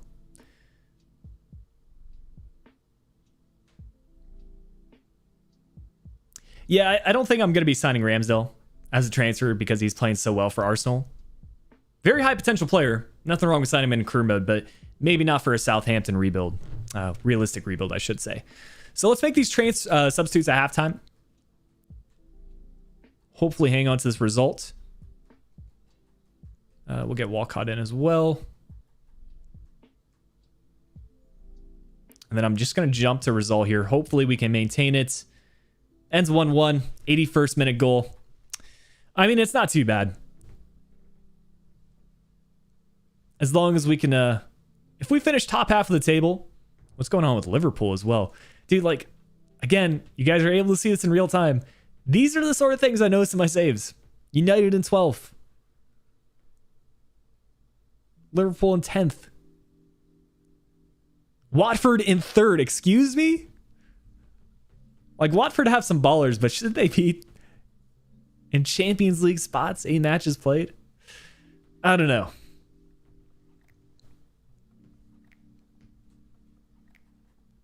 Where's David Ospina playing these days?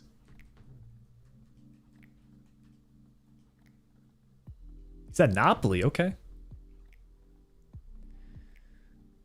Ben Foster is just that good. Yeah, big fan of his YouTube channel.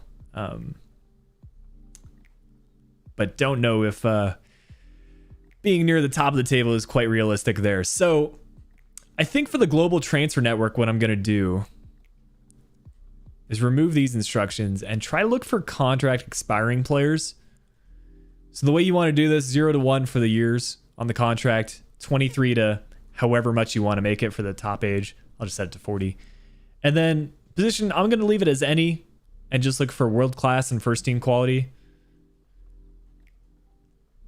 Hopefully we can get back some good results. We've got scouts in England, Spain, France. I think we might as well cover the top 5 countries, so we'll do Germany as well. And then we got Italy we still need to cover.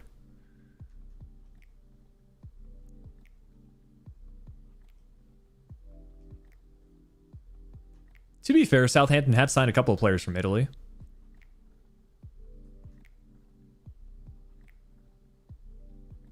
Pele comes to mind. Yeah, it must be the ketchup for Foster. What's the kind of ketchup he needs to have? Is it just your regular Heinz? He's very particular about his ketchup. Which, to be fair, I can relate to that. You know, ketchup, depending what brand you get, some's a little bit more sugary, right? The consistency can change. Yeah, I appreciate the subscription, Simon. Let me catch up and see if I missed anyone. Yeah, sometimes these stream alerts show, sometimes they do. I think it depends on like your settings that you have on YouTube, but appreciate the sub regardless. Thierry Small, the whole city. All right. Fine with that. Yeah, as expected, Broha might be heading back to Chelsea.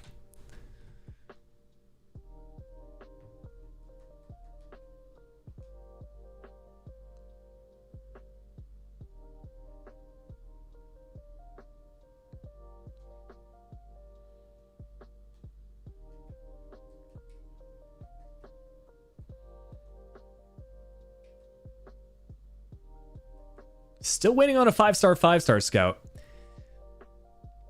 Yeah, we definitely want to do more of these realistic rebuilds. Zach Steffen I could actually see as a transfer. You've got to wonder, like, how long do you think a player would be okay with playing like a rotational role? Because he gets cup appearances for City, but you've got Ederson in front of you. And Ederson's not old at all. He's like roughly the same age, I think. He's 28, so just 2 years older. I do want to get some Americans into the team. We have Yunus Musa in our shortlist already.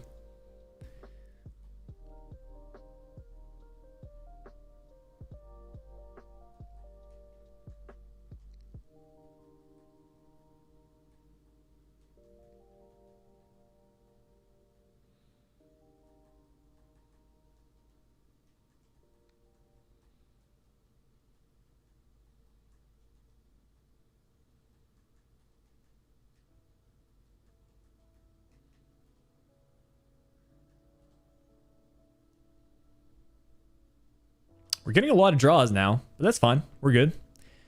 How do I feel about the MLS Cup this year? To be honest, Marshall, I'm a Sounders fan, so I was a bit devastated with the with our result in the playoffs. If you guys don't know, how MLS works is like you have your regular season and then it's split up into two conferences. I think it's the top 6 or top 8 teams get into playoffs, and then it's kind of like a knockout stage format, kind of like the World Cup.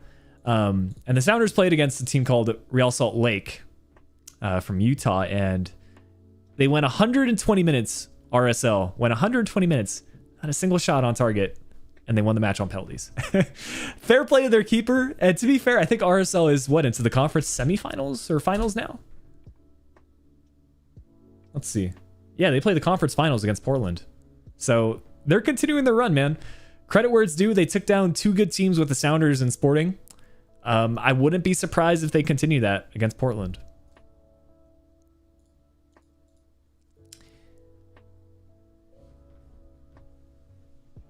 Yeah, it was something, man. Also, like, in real time, I was watching the PK shootout, and a save from the Sounders got called back because the keeper had his foot off his line.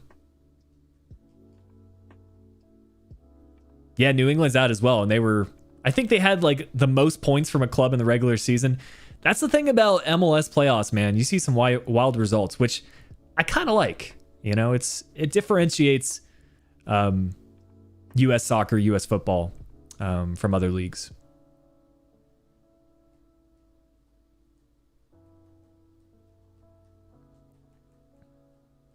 Dude, Walcott, he's just not happy right now, man. I'm trying to keep you happy, give the occasional appearance, but Shane Long just going down in his rating. We'll give Leonko the nod for this one.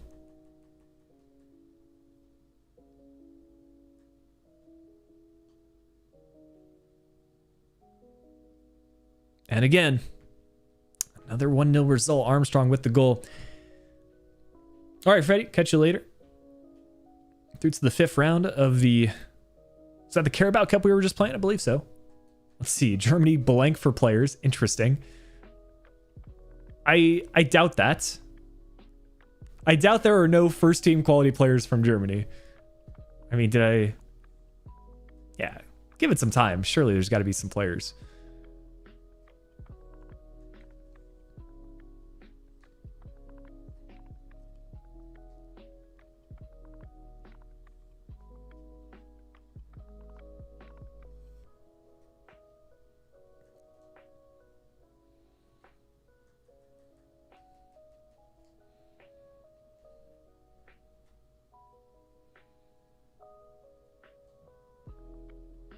See, this is our last month for this network.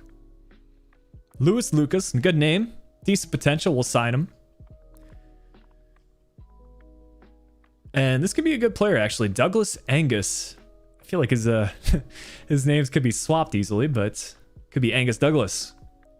He's got a pretty good value. Let's see where that leaves us. First off, do we have a 5-star scout? We do. Rasmus Rasmussen. Dude, some of these names are incredible.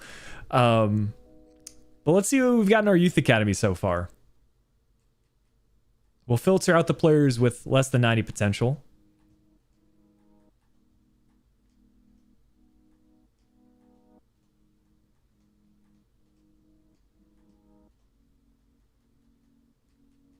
So really no top prospects yet. Kind of the overall I'd look for is 60. If they have 60 plus overall, they're probably going to get into the first team eventually for a rebuild. But we can make this guy a left winger. That'll give him a rise to his rating. Rob is probably a cam. Actually, it could be a winger as well. His passing's not great.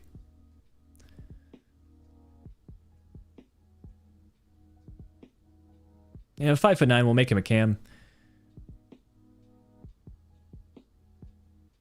I think this guy could even be a center back. How tall is he? 5'7", so disregard that.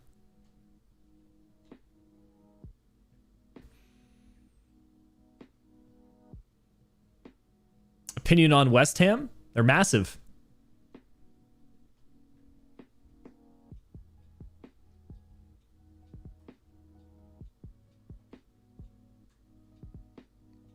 Let me go ahead and get Morales in here.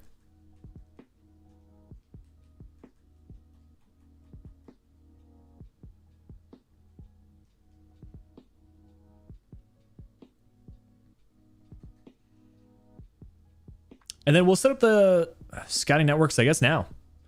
So we'll keep England as well. Just look for any type of player again for 3 months.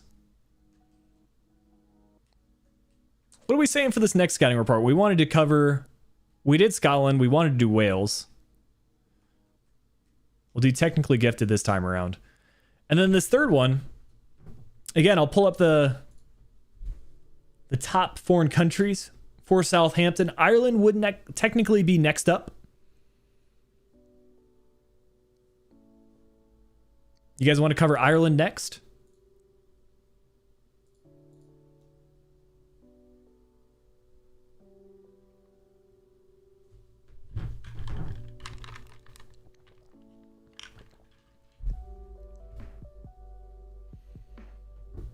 We do have probably Shane Long. I would assume he's retiring at the end of the season, given his overall is dropping. I don't know how old he is, but he's got to be getting towards that retirement age.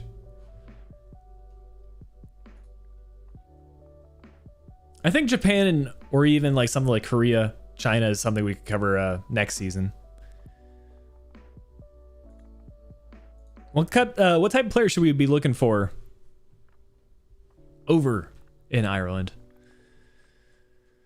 Could do physically strong, winger, even a goalkeeper maybe. It's a storyline we were trying to create in our Newcastle save. I think Shay Given is probably the best goalkeeper to come out of Ireland recently. We've got some good prospects though. Bazunu.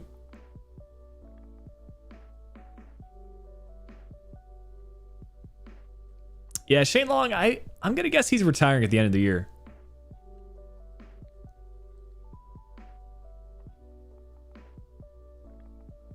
Let's do a search for a goalkeeper. Switch it up a little bit. And I wouldn't mind repeating Ireland again. The thing about searching for a goalkeeper is, you know, you're only going to get one type of player back. That's the one downside to that sort of report. But it can also be an upside if you really need a goalkeeper. You're essentially promised to find at least one good potential one.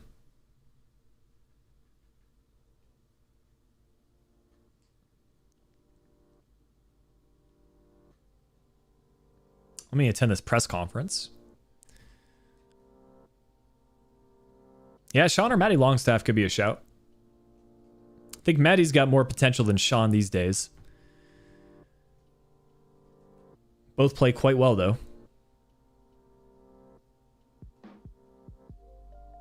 We're still in the first season, Max. Quickly approaching the January transfer window. I'm going to try to at least get through season 1 in this stream. And then I don't know how I'm going to keep up the realistic rebuilds. I want to definitely do this stuff more often. But the thing with rebuilds, they typically take a lot of seasons, right? You're thinking at least 4 for Southampton before you get Champions League level.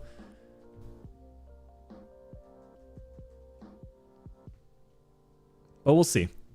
I think we've gotten through most of... like, the first transfer window is always going to take the longest.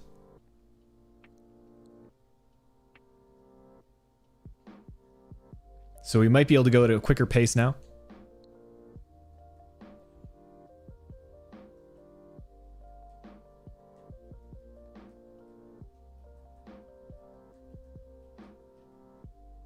Oh, didn't want to do that. I don't know. I think Suslov will let him come on off the bench. And again, a 2-2. These last minute equalizers, man. These are points we could be picking up, but we're still doing pretty fine for our standings. 10th place. And yeah, as I said, we got to make sure we feature Suslov a little bit more. It's tough because I want to feature those guys, but I also want to get these results. But we'll start them. I actually do tend to start our lower overall players sometimes against the really highly rated clubs because you're almost not going to get the points you need. So you may as well feature some other players every now and then.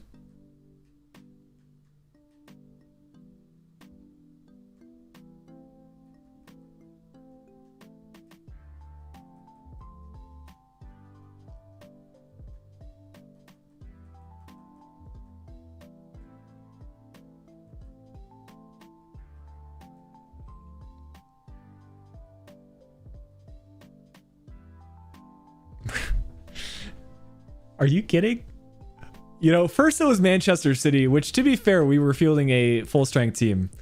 But I just don't understand simulations sometimes. Like this was a match I was anticipating to lose, but it's Suslov and Valeri, two players that hardly ever feature for us, that get goals in the first half. And Shea Adams gets another one.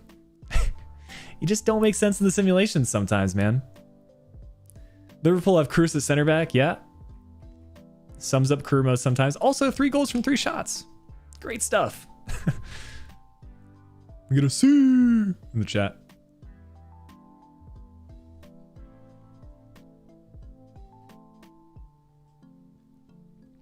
Honestly, it's obviously when you're playing in real time, you like seeing those results, but they frustrate me because they shouldn't be happening.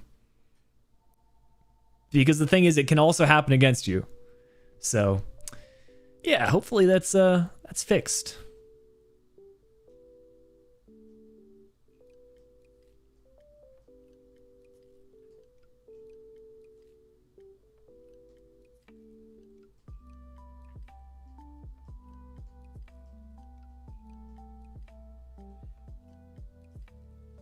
Okay, this is definitely the best player we found so far. Casey, dude, the name, I will say, the names that we've had in this realistic rebuild have been outstanding. Is it alliteration? You've got the same sound twice.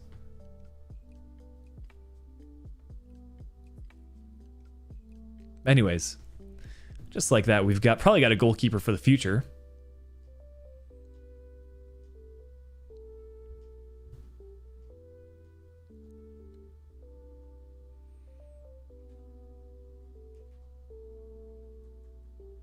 .68 overall as well. Jeez.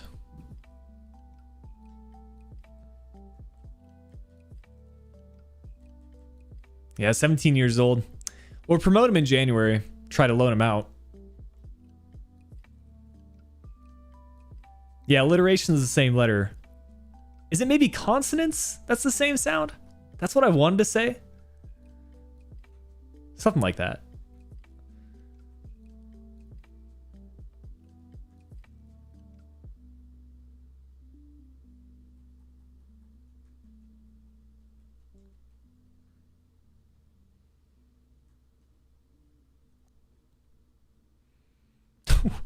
And then we go and lose 4-0 to Leicester. Ward-Prowse missing a penalty kick in the first minute. Always how you want to start a match.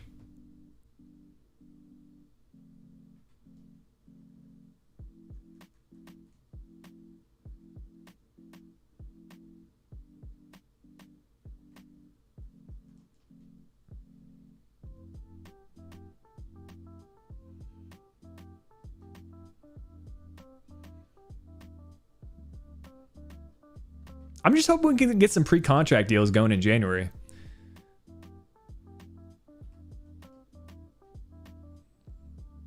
Yes, Messi is the best realistic option.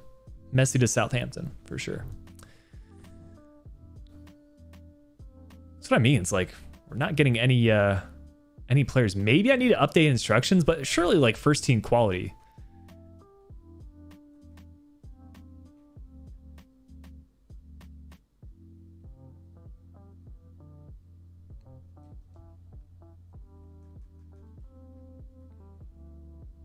Yeah, we're definitely getting off topic with the grammar talk, but you know, that's the sort of things that happen in live streams once you get a couple hours in. Gotta mix up the conversation topics every now and then. Let's see, we're top 7 right now. We could make a push for Europa League low key with a couple more improvements in January. I'm expecting a big result here. I don't know what it is. Let me take a look at the team management.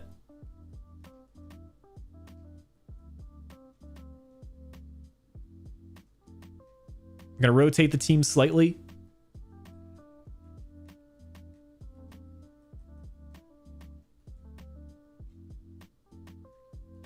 I want to get through at least this first season, Simon. We don't get the result against Arsenal. But yeah, we're at the 2-hour mark right now. That's typically where I end the streams, but I want to get through this first season. So I think that's my goal for today. And then I'll probably pick this up again for another live stream. I don't want to just do one season and then and then call it quits. I want to pick this up again. So, yeah, maybe I would say the next time I'll be live stream would probably be early next week, because this weekend I'm going to work on the next Hamburg video. I'm going to try to get that out for Sunday, and then maybe I'll stream on Monday. I think that's my plan right now. But yeah, honestly, like, I could do this a couple of times a week. It's when I'm not playing as many games, I don't like, this is honestly just me kind of looking at Southampton transfers, talking about the club with you guys. Like, this is pretty chill. It's just when I play too much FIFA throughout the week, I get a little bit burnt out on the game. So this I can do all the time. And the cool thing is we can revisit the topic with other clubs.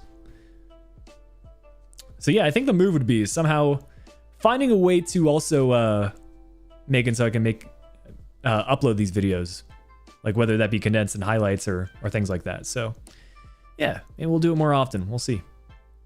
At least something to test out.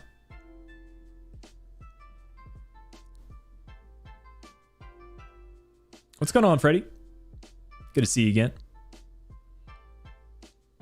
I think we're pretty good. Just a quick sim. We'll take a draw.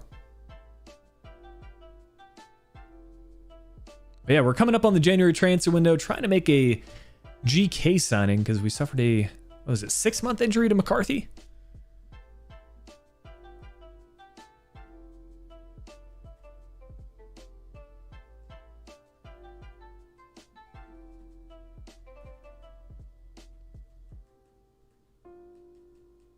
Let's see. So we're probably going to lose Broha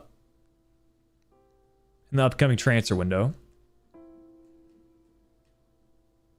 Forster, you have earned yourself a contract renewal. Long is indeed retiring at the end of the season, as expected.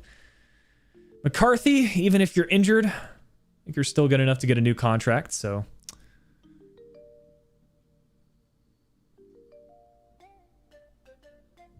Sam McQueen, man. I feel like he's had roughly the same rating in the last couple of FIFAs.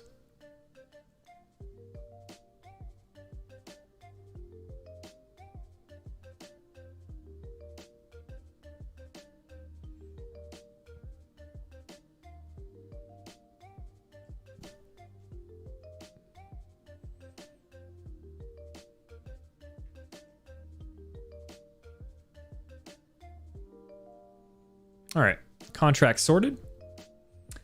Signed David Raya from Brentford. David Raya? Who is he?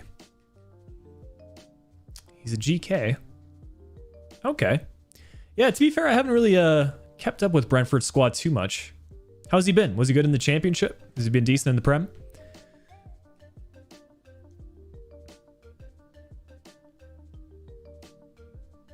Yeah, we could definitely maybe look for a goal scorer in the future. Right now, I think a goalkeeper's the...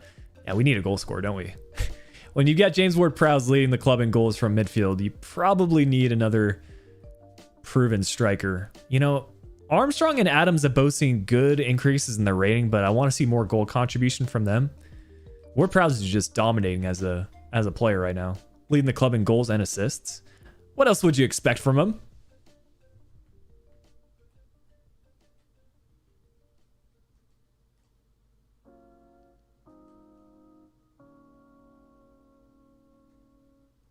Quarterfinals, though.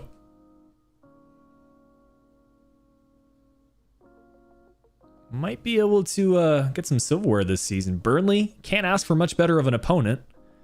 This is the sort of a stage in the competition where you start matching up against the really tough teams.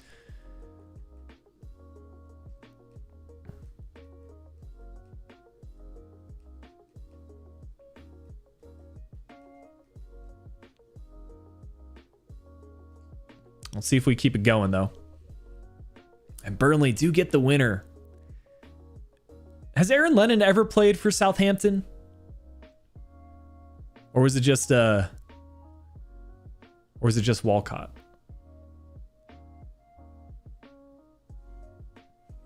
What websites do I use to research players? Transfermarkt's a pretty good one.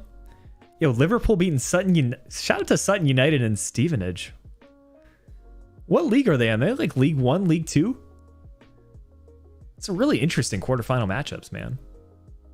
I thought we had an easy opponent, but Liverpool and Arsenal, they've got the easiest.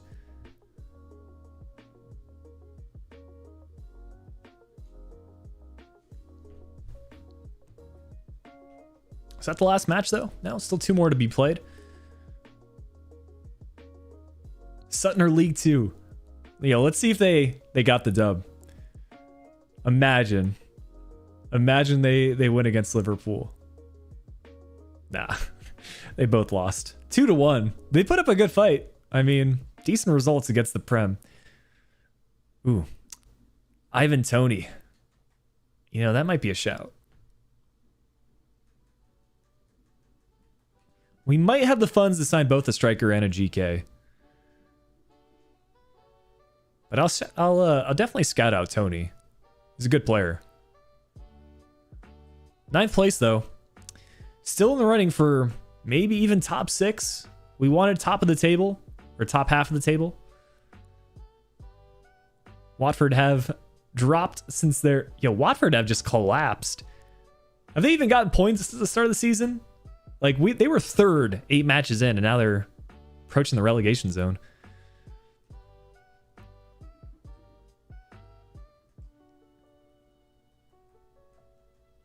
We got to find a way to incorporate Livramento. He might need to be sent out on loan just so he can progress a bit as a player.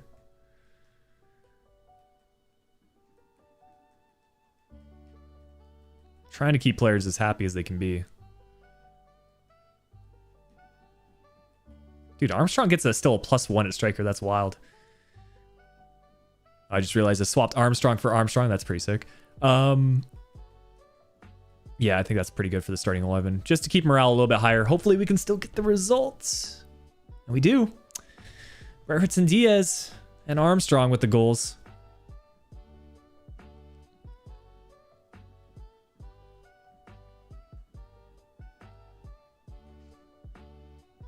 All right, Spurs final match for the January transfer window. Let's get into this press conference and make those signings.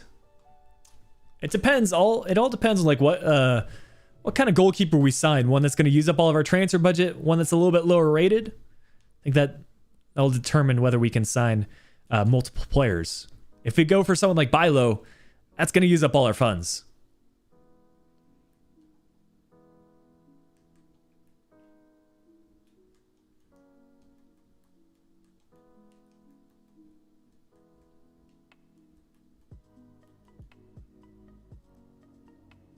We want to give Stevens a little bit of playtime here too. Yeah, Omar Saleh, he's suggested pretty often for most saves I do. But yeah, I'll go ahead and add him. I don't think I need to upgrade at center back anytime soon. I think the partnership of Bednarek and Salisu are both pretty good. But if one of them leave, then someone like Saleh would be good. Has a real face scan.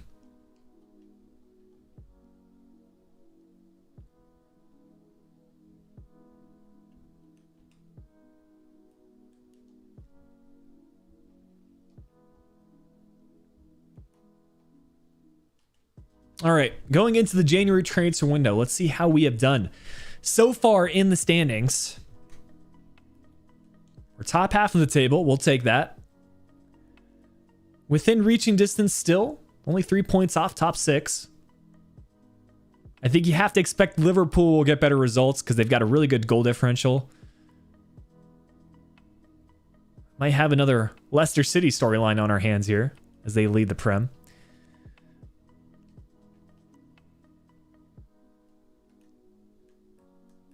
Bubs, I don't think we're going to sign Lafont. He's a little bit too high potential for us to sign right now.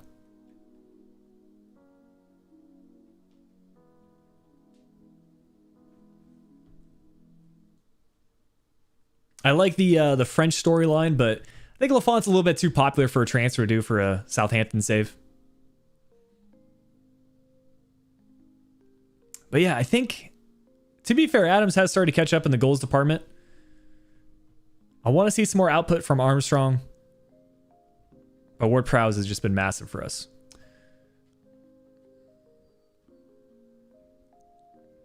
As expected, we had a player recalled from Chelsea. That's no big deal. He was kind of a rotational player anyway.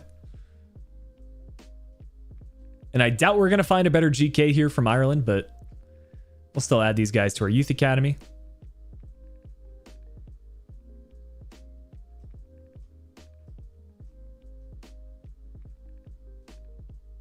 Pretty good player here with Lou Todd. And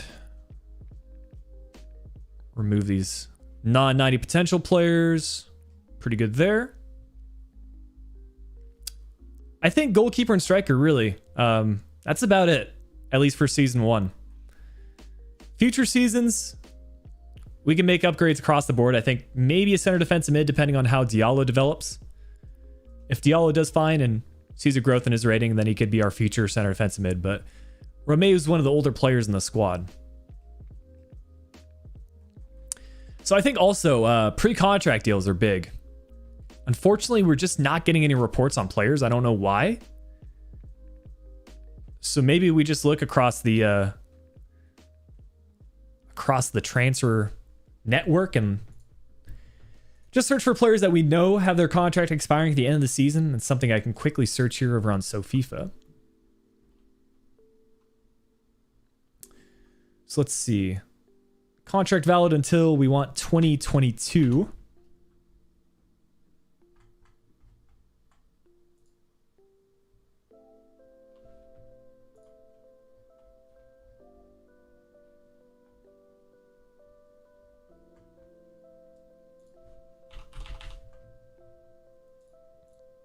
And I can actually just show you guys which players have their contract expiring in this coming season.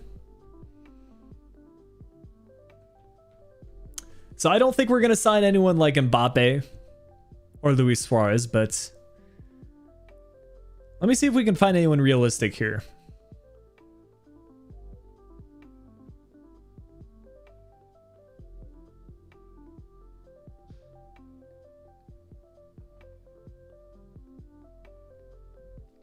You know, if Gareth Bale didn't have his move completed, he could be a potential signing. Looks Nemecha's a decent young striker. He's over at is he at City or Wolfsburg? I always get them mixed up between Felix and Lucas. Lucas is on loan at Augsburg. Cavani. Let's see.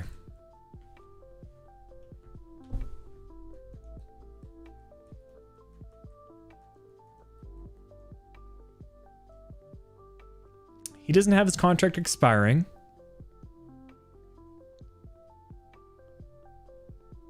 Why did I pick Southampton for this stream? So Simon, Southampton is probably one of my favorite career modes to do.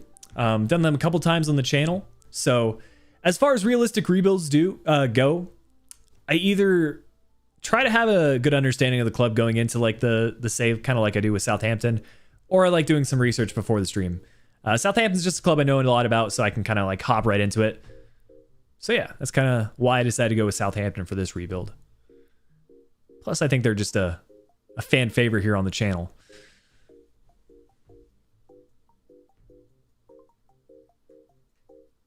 Who are some other players with contract expiring? I'm trying to think off the top of my head. I mean, there's not like a whole lot of ones that I know coming up. I know Mbappe is like the big one going into next season.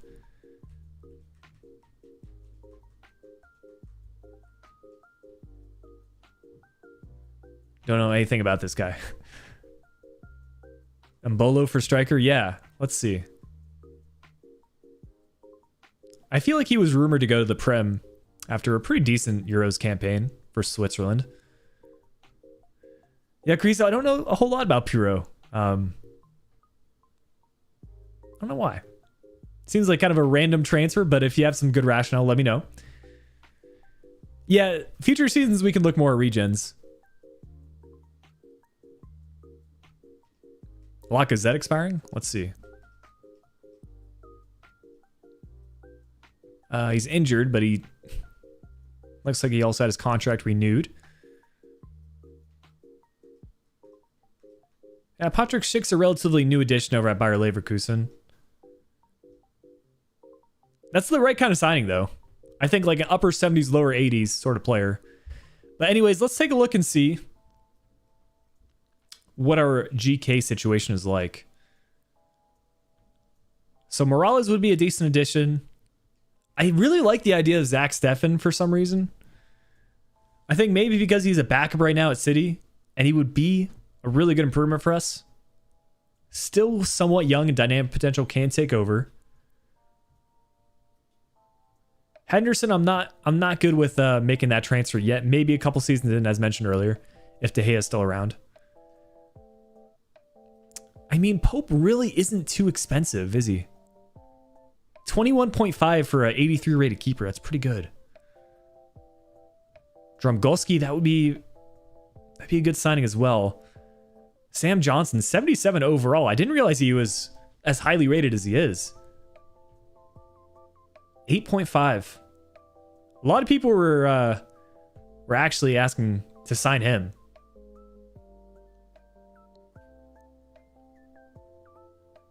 Honestly, I think Bilo's out of our budget. 32 to 44. So right now I'm kind of thinking between Johnstone, Drumgolski, and Zach Steffen. What are you guys feeling here? I think they would all be right around the 15 million mark, so price isn't necessarily an issue. It's more for realism that we're looking at, and maybe in a couple of cases, like Drumgolski's the youngest of the bunch, so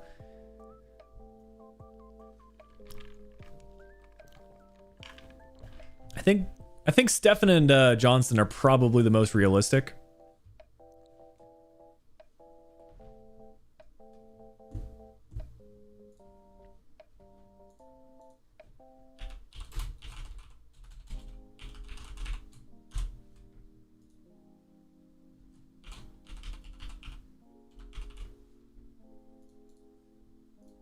I'm gonna go ahead and make a poll for you guys.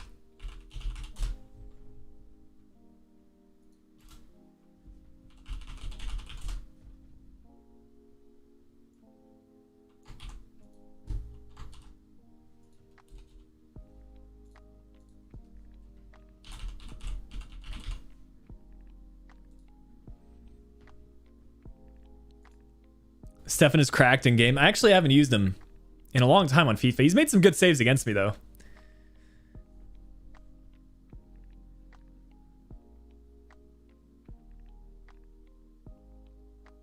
Yeah, I like the Steffen storyline. I do want to get an American transfer into the team eventually.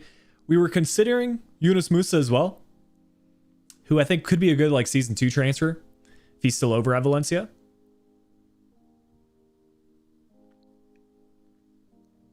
But I would absolutely call it a realistic transfer, considering he's backup right now at City. Yeah, Bilo is or Bilo is too expensive. He's like 40 mil.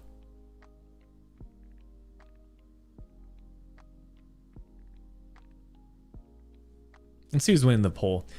Steffen with 51% of the vote. Drumgolski and Johnson relatively equal in the 20s.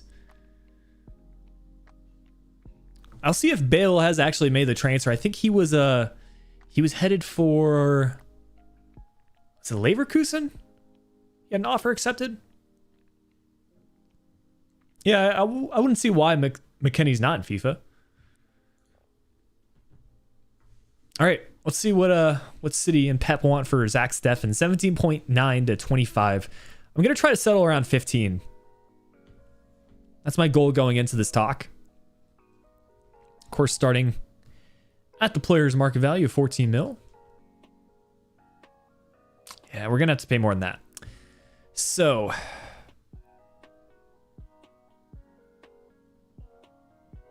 not feeling too confident going into this transfer. I think they're going to want a lot for him. What do you guys think is a reasonable sum? I think anything less than 20, I'm okay with.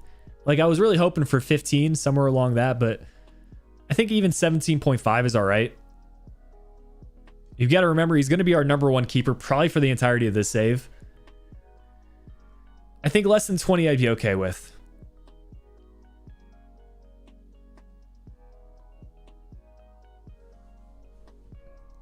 If not, we might need to look elsewhere. Dude, they're set at 22.9. I don't know why. What I might end up doing is just like waiting a week and trying these talks again, because sometimes it's just, I don't know why, but sometimes the CPU is like super set on a particular price, but then if you go into talks again, you can get them for less. Yeah, this is just too much for him. Like realistically, they're going to say no.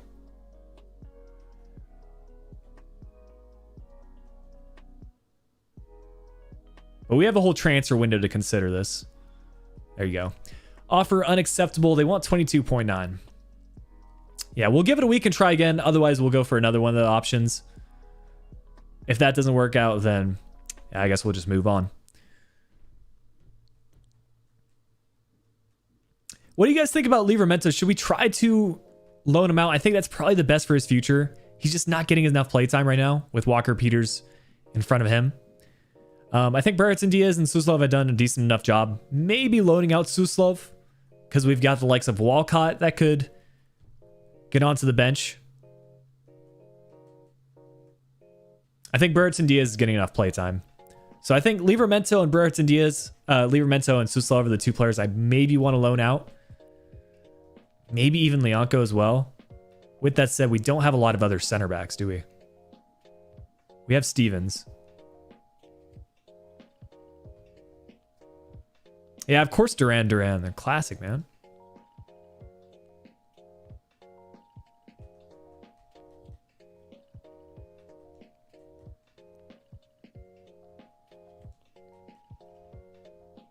Yeah, Livramento has gone a +2 to be fair. Lucas Alvaro from Huesca on loan at Brentford realistic.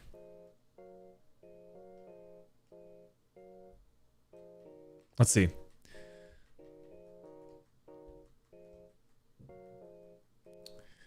Might have some trouble finding him here. I think it's this guy. I mean, a Spanish GK. He's on loan.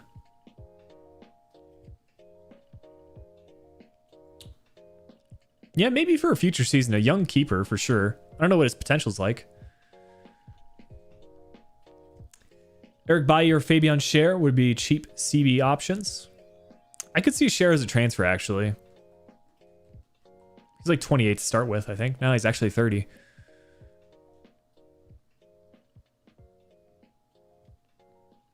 For these realistic rebuilds, yeah, I'm going to be simming most of the game, Steven. Or Logan, sorry. Logan Steven. Yeah, just so we can get through enough time. We're already over 2 hours past the stream start time, and I want to get through at least this first season. So I think that's how I'll treat it. Probably do a season or two every stream. I think future streams I can probably get through too.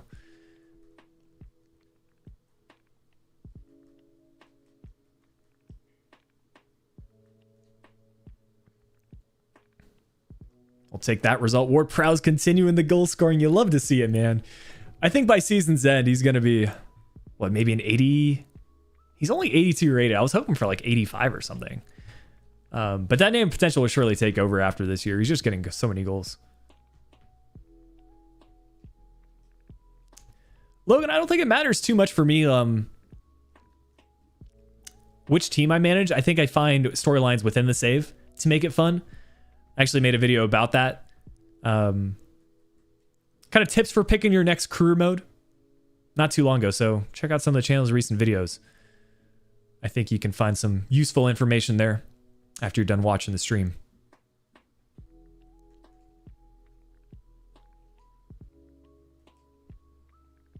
So we'll need to wait another week before we go in for Zach Steffen.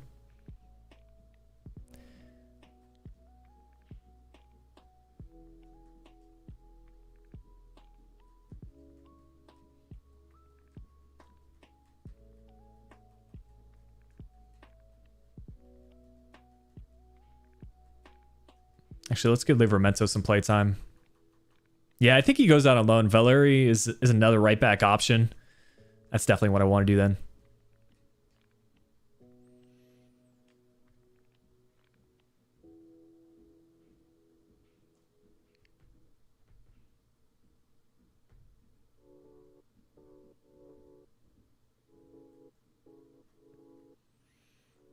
I might loan out that center back as well. We've got a couple options here. I mean, Stevens has done a decent enough job. Yeah, Leonko, if he's got an important role, I want to add him to the loan list because he needs to rise in his rating. I think he can play a future squad role if Salisu or Bednarek leave. But I think he's going to have a hard time breaking into the starting 11 otherwise. They've just gone up so much in their rating. Because we have the stopper debt plan on both of them with high defensive work rates, and it's just going to help them rise in their rating a lot quicker.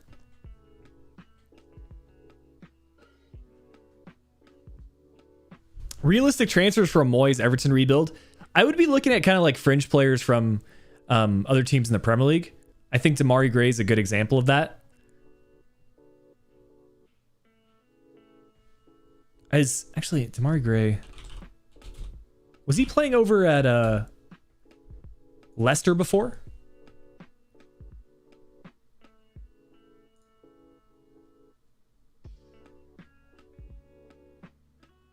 Yeah, he was over at he's actually had a pretty interesting career trajectory. He was at Leicester, he went to Bayer Leverkusen for a bit, and now he's part of Everton. Yeah, players like that I think you should definitely keep an eye on. But he's been playing super well for Everton.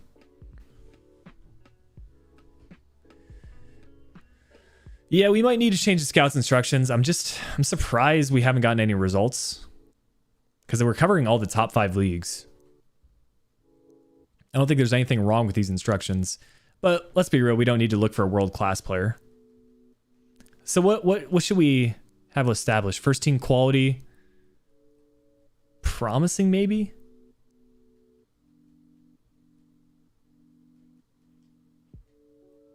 $23 to $40. I don't think anything's wrong with like these instructions otherwise. We're just looking for some pre-contract deals. That's all I was wanting to do.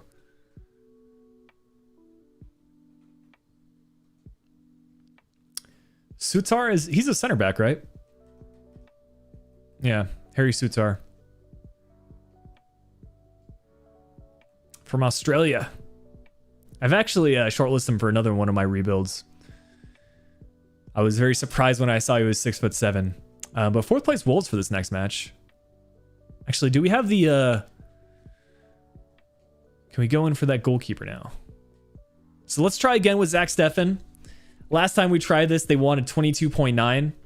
We want to get about 17.5, maybe 18. I think 18 is the max I would pay. So I'm going to try a slightly different tactic and go a little bit higher than his current value. And sometimes they meet you a little bit closer. So again, he's going to say 22.8. I'm going to up it to 17.5. And I hope we're going to be somewhat close here.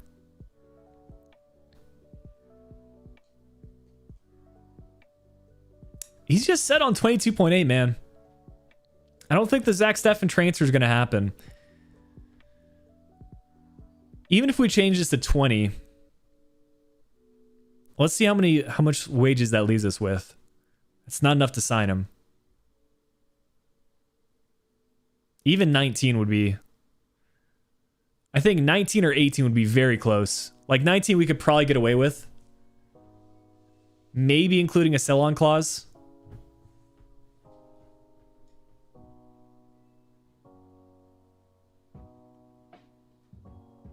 What do you think is a reasonable sell-on clause?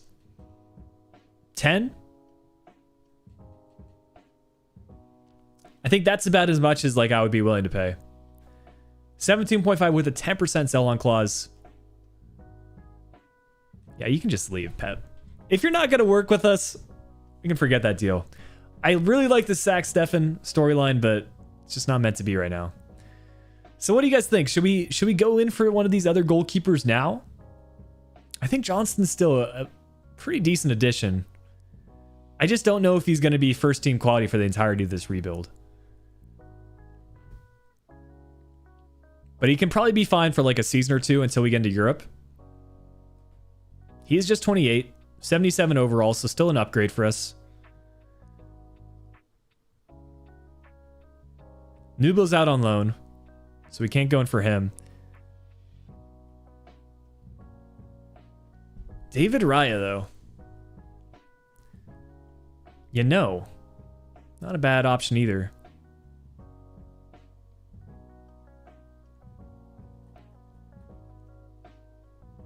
I like the idea of Dromgoski too, because Southampton had a Polish keeper in the past.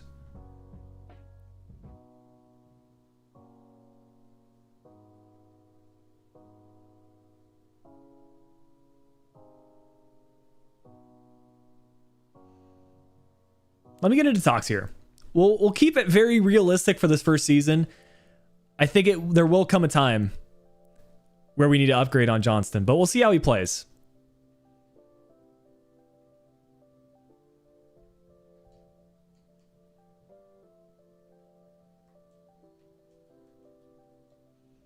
Looks like we'll settle around 8 mil.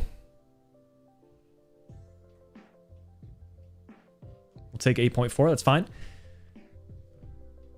Yeah, buy low is too expensive, unfortunately. Otherwise, he would be one of those long-term options.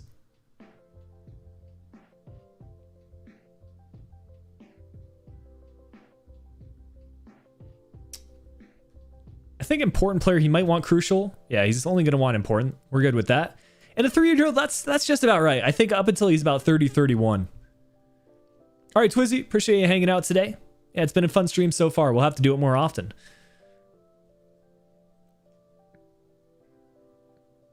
There you go. That talk was a lot easier than the one for Zach Steffen. Maybe we'll try again for Steffen at a later time. But for now, we'll see if we can assign a good kit number for Johnston. And maybe even improve at another position here. So Johnston, oh, he used to play for United. Fair enough. I didn't realize that. So he wears the number 13 for England. I think we'd probably give him that.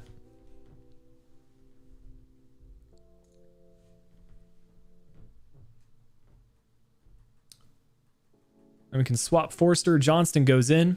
Yeah, +2 for us there. It's a good signing for sure. Yeah, Freddie Woodman could be a shout, you know. I'm going to shortlist him for future seasons, but I think Johnston's a good option for us right now. I don't know, Freddie Woodman's got decent potential, but he never really broke into my first team for my Newcastle save. So with that said, we still have some funds left over, guys. I mean, 6.4 mil, we can reassign that to have about 10. So 10 mil to improve somewhere in this team.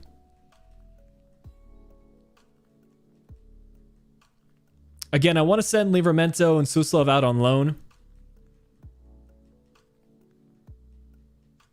Maybe a holding midfielder. I don't think there's too much else we need to work on. We're a little bit weak at the left back position, if I'm being honest. Like, Proud, he's quality, but we don't really have an option outside of him. Yeah, Sam McQueen's our next best player. So maybe a backup left back could be good. Or again, center mid depth. Accept the loan offers. We have loan offers. Oh, we do. Nice. Suslav to Valencia, I'm good with that. And Livramento to Crystal Palace, also good with that. A lot of these Portuguese clubs interested in James Ward-Prowse. Interesting. So yeah, I think a left back for the future could be a good shout.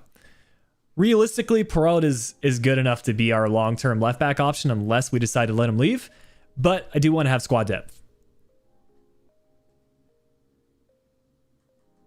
So if you have any high potential left back options, probably in the lower 70s to mid 70s,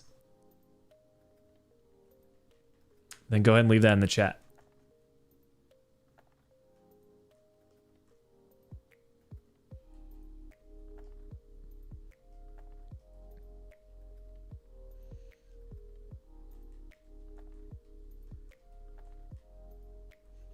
Yeah, Jay De Silva, a quality player. Apparently he has transferred to Empoli in this save.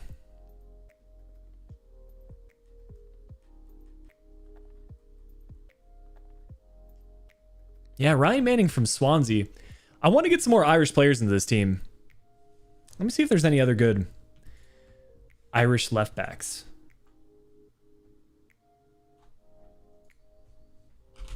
You know what? I'm actually going to pull up those top nationalities so we can kind of have that maybe inspire some of our transfer search. So we've got plenty of players from Scotland. We could get a few more from Wales. So I think high potential Welsh left backs could be good. High potential Irish left backs could be good. Where else? Maybe some more players from the Netherlands. I don't know if we have a whole lot in this team right now. So yeah, high potential left backs. Owen Wijndal comes to mind, but to be fair, he's first team quality. So I think, yeah, Wales, Ireland, maybe Netherlands are some countries I have in mind.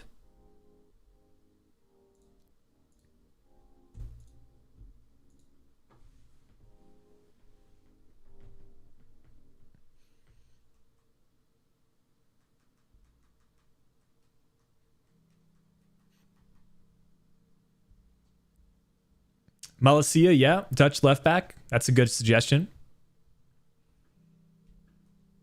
Is he a left back these days? 'Cause I think he was a right back last year.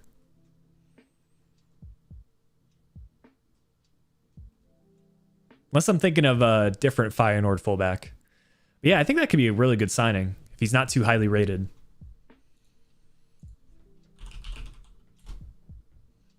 Malaysia is 77 overall. Yeah, he might be a little too high rated. Yeah. I have a serious idea. What if I do a Steven Gerrard Aston Villa career mode? Take them glory and accept an offer from Liverpool when it comes. Oh, that's interesting, actually. Kind of like what we did with the Pep and Jurgen Klopp rebuilds from last year.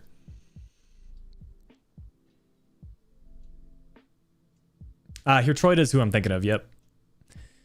Any other good Dutch left backs? Like, good in the sense that they're not too high rated, but they have good potential. Let's see.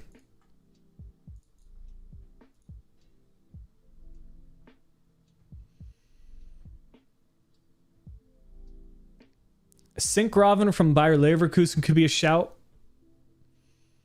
Mitchell Bakker. Who are you?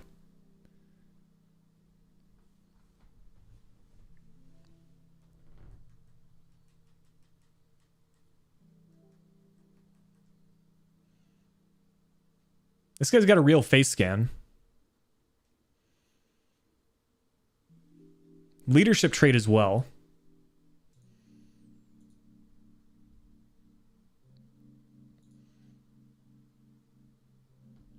Yeah, Mitchell Bakker might be the move.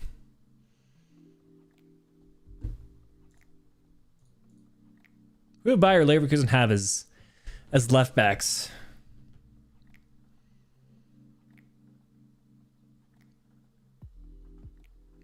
So Bayer Leverkusen have Sinkgraven. Sinkgraven could also be added, to be fair. They don't have Wendell anymore, apparently.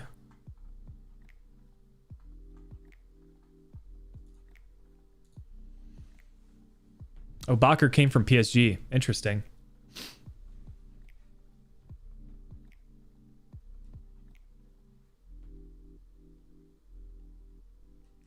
Yeah, Hops as well.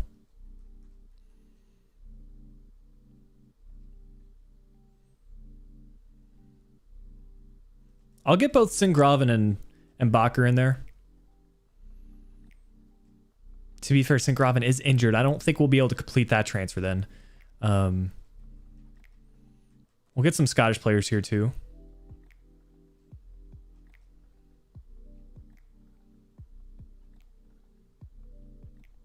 Any other good left backs? Let's see.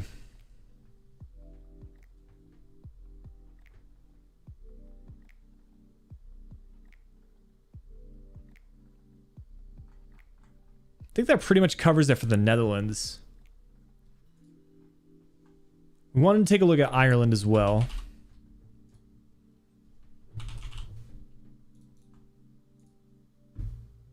Potential-wise, Jamal Lewis. He's kind of starting for Newcastle, though. I think Manning is a good shout as well. We could kind of fit in the storyline with Jamal Lewis, you know, with the Newcastle takeover, whether he would play a long-term role in the save. You know, he could be okay with a squad rotational option. We are in the first season, Jaden. January of season 1. We just completed the Johnston transfer from West Brom. That was the move in the winter. And in the summer, we added Suslov as well as Brereton Diaz for some Chilean flair.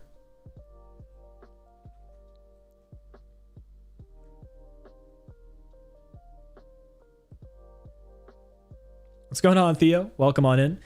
Yeah, we should be live for about another half an hour, I would say, guys. We're going to finish up this first season, then I'm probably going to call it for today's live stream. But I'll pick things up again. I think Mondays is the plan, as long as I can get the next Hamburg episode out.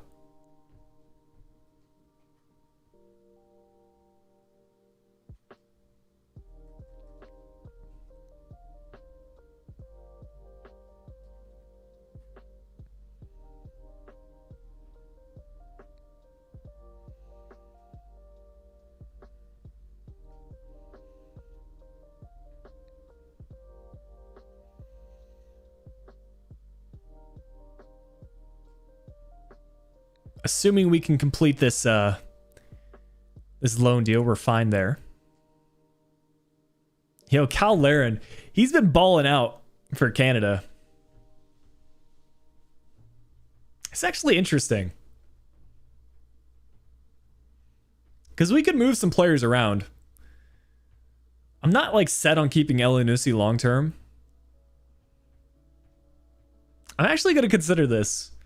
So Cal Laren, he would give us another striker option. He would probably be on the bench. Elyounoussi would go out. I would probably go on and play Brereton Diaz down at right wing. We could also play Gineppo. He's up to a 79. Might have to start him.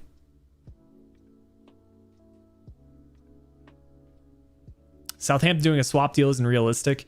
Yeah, I would agree that swap deals aren't super common. But I think it does add a little bit of randomness to the save, which is nice.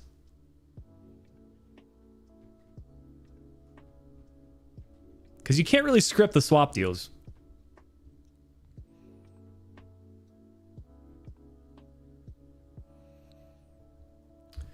Let me look at this a little bit closer, and I'll get what you guys think about it.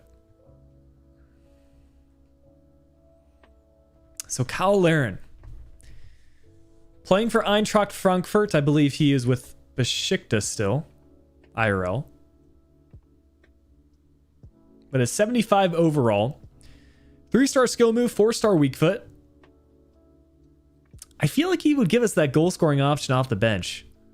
Looks like he has either a real face scan or a really good one in game.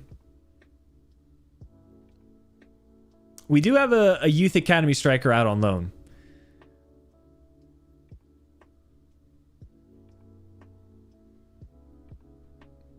Re-sign Minamino? Yeah, maybe. What do y'all think? Do you think Cal Laren would be a good addition?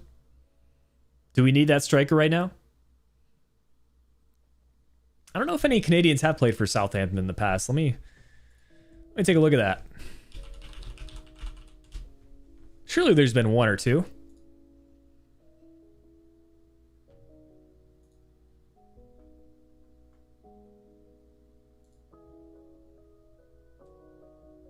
There's been one in the past, and it was Jim Brennan.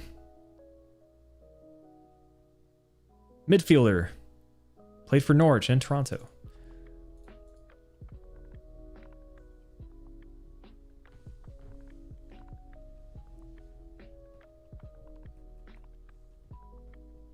All right, I'll leave it up to a poll here.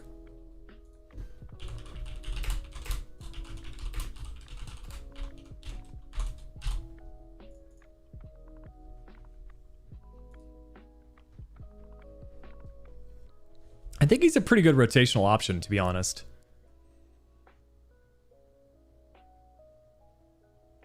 And again, here's a look at the player. 75 overall, so he would basically fit in right off the bench. Pretty solid stats. Yeah, Race, I remember you from Discord.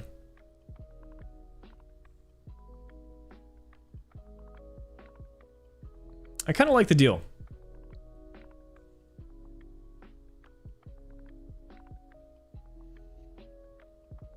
Yeah, Lalana, if he wasn't as old as he is in career mode, I would definitely consider it. But I don't really see him breaking into the team, whether as a squad rotational or as a starting 11.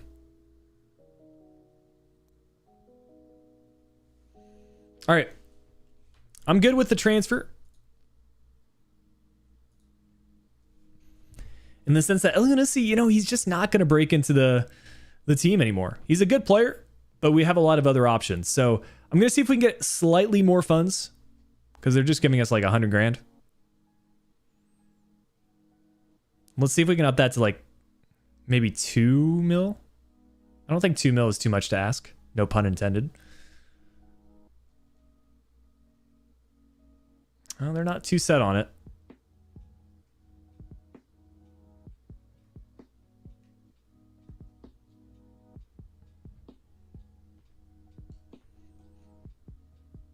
There you go. We get 1 mil plus Laren. I'll take that.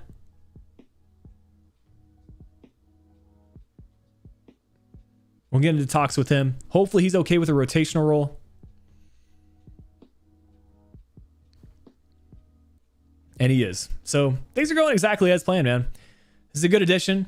He'll kind of give us that other goal scoring option off the bench. And, you know, one of our strikers could even leave. I think a lot of interest might even come in for Che Adams in the future. So we've got a player here that I think is good enough to get consistent play time. Plus, that's a really good face scan they've got there.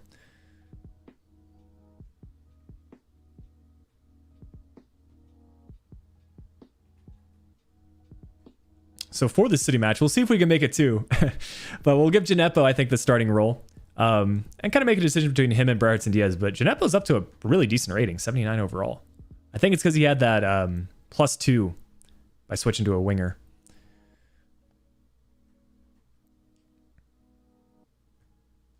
Can we make it 2 for 2 against Manchester City? And no. I mean, we're not going to push our luck too much. Should have signed Pepe. Hey, we do still need to make an American transfer eventually. I think Yunus Musa might be the move.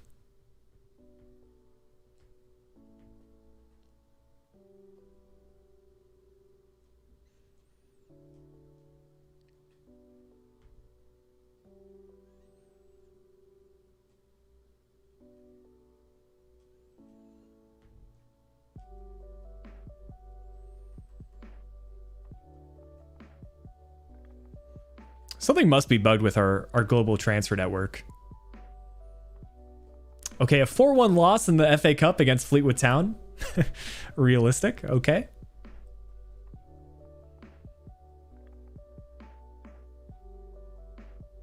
Yeah, I don't know. Maybe we'll try it again next season, but I think I'm happy with how things have gone. We got out the players on loan that we wanted to. We made a good upgrade at goalkeeper.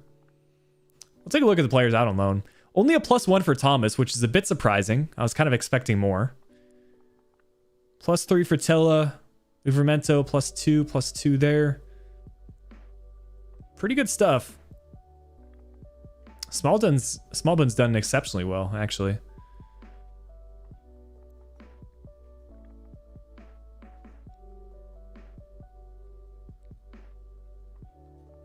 We make sure our team sheet is sorted now.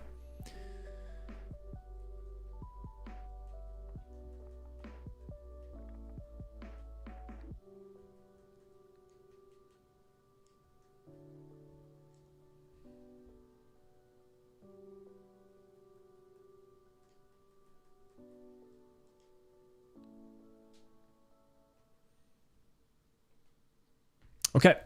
Oh, we wanted to promote our Youth Academy players too.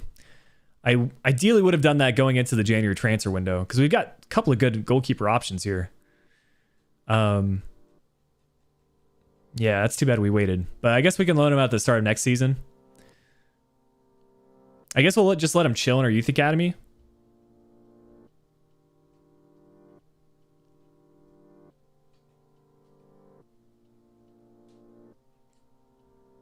What's the tactics? I mean, just pretty standard 4-4-2 stuff. I haven't actually played a match with this team yet, but when we reach like Champions League final point or even Premier League title contention, once we get a few seasons in, then I'll start playing some matches. But we're just trying to get through a couple seasons now with this realistic rebuild streams. Why have we seen such a big drop in our manager rating? What happened? Pretty sure we were in the green not too long ago. Maybe because we got knocked out of the FA Cup.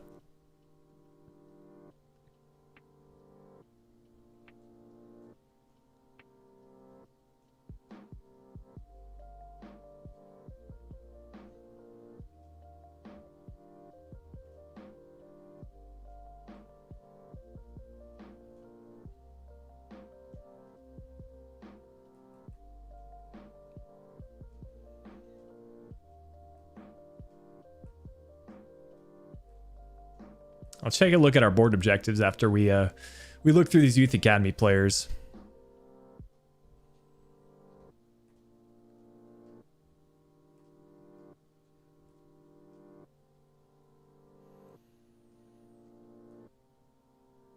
All right, let's see what they have to say. I think it has to do with the FA Cup, surely. Yeah, they wanted us to reach the round of 16, but we sign up one more youth academy player. We complete that objective.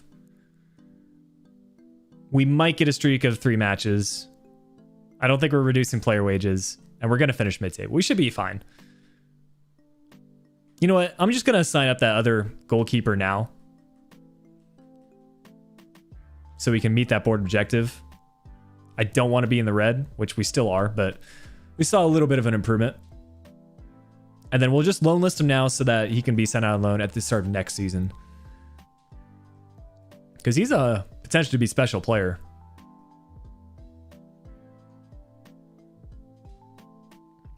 I've collected a few kits just from different career modes I've done, but nothing in particular. I don't like go out of my way to collect like historical kits.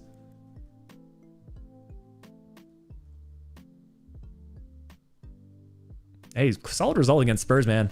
I'm telling you, we're making that Europa League push.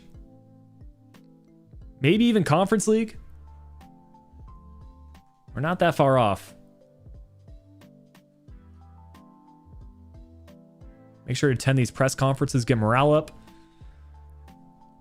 This should be a dramatic end to the season here. But yeah, I think once we get into season 2 and future seasons, we'll be able to coast through on this realistic rebuild. I wouldn't be surprised if we can get through 2 or 3 seasons after this.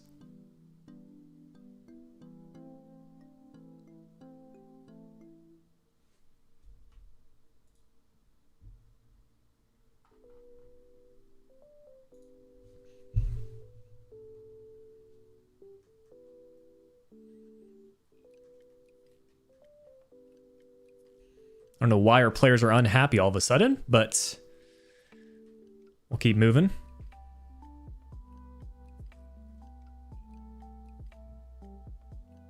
And we'll take a 1-1 draw, man.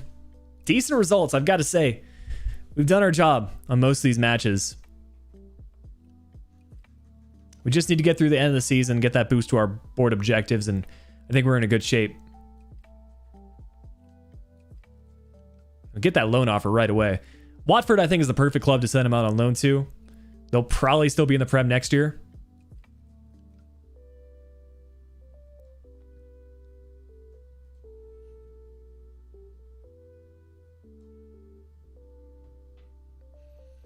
Yeah, Reese, it's tough to say with the Youth Academy bug. I mean, if you really want to, you can just sign the players that aren't bugged from your Youth Academy. So as long as they have a kit number on their shorts, then they're not going to run into the glitches. But yeah, I mean, maybe just don't make your career mode super revolved around your Youth Academy. I know that's how some people enjoy career mode, but it's tough to say.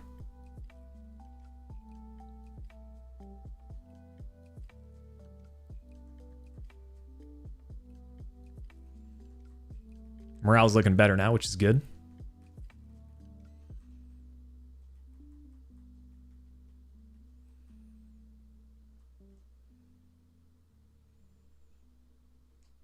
Hey, we're on a winning streak, dude. Keep it up. Let's go. Let's push for Europa League. This is like probably the best start I've had to a realistic rebuild in a long time. I don't remember the last time I got like Europe within the first season. Granted, Southampton, it's still a road to glory in a sense, but it's a little bit easier with this sort of career mode. Because you've got so many high potential players to start off with. Well, let's go. Come on. Let's keep it moving.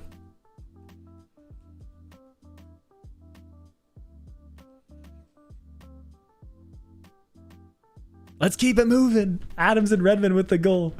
We've got this, dude. We've got this. I think Conference League at the minimum. We're at top 5. We can make Champions League. We're 1 point out of Champions League right now. 3 points clear of Liverpool, but they'll probably win their next match. 2 months to go, and Champions League is not out of the question.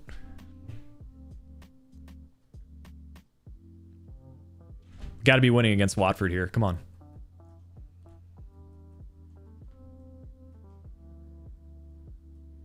Got to be winning against Watford. We'll take a draw. It's not bad, considering a red card.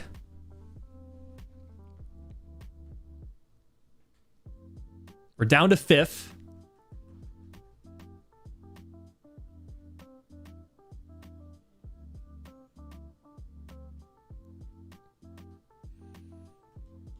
Dude, just keep it going, man. As long as we get European competition, I'm going to be happy with how things ended, because I was just hoping for top half of the table finish. From who do you get your sliders? Right now I'm using Operation Sports sliders. Haven't actually used them yet in game, but I think some sort of sliders settings are needed.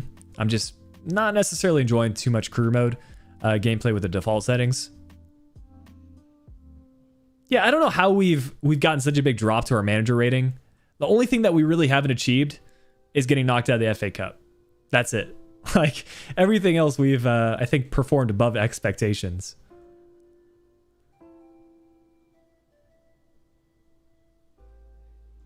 And the results are still coming, man.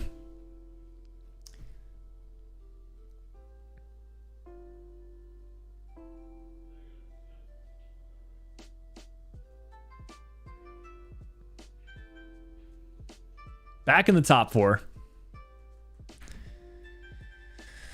And we'll go into April. 2 months remaining, man. Sacking only happens below 50. Yeah, hopefully we can see out the season without getting sacked. I mean, I think we've done quite well. Well, let's see. We've got Chelsea. We've got Arsenal. Liverpool. The rest of these are winnable, man. You could argue Leicester's a somewhat difficult opponent. Yeah, they're second in the table, so they're tough. They're a tough matchup. But we've got a lot of winnable fixtures. Gineppo's just flying up in his rating.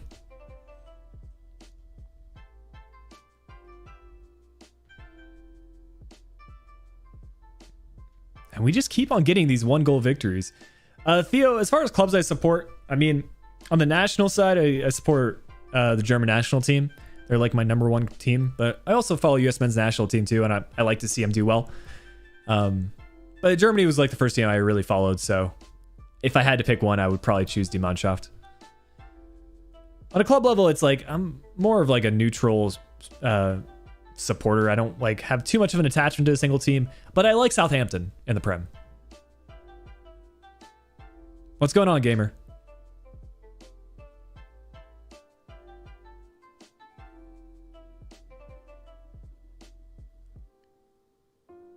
All right.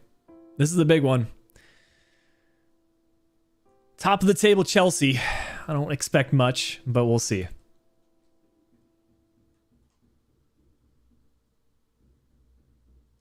You know what? I'm going to take a 0-0 draw. That is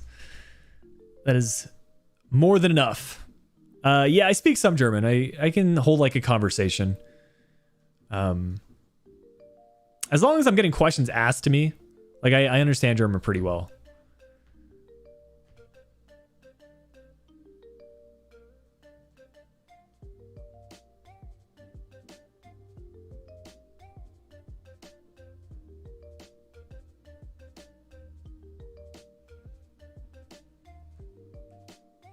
All right, just the home stretch. How many more matches do we have left to play? So 2 in April and another 3 in May. So 5 matches left. 4 points off a top 4. It looks like we're going to be good for Europa League. I mean, I think the club would absolutely take Europa League, no? When was the last time they were in Europa League? I think that was under Ronald Koeman. So like maybe 15, 16. It's been a pretty successful season if we can see it out. And the fun thing is, like, once we get European competitions, it's going to change the game for transfers.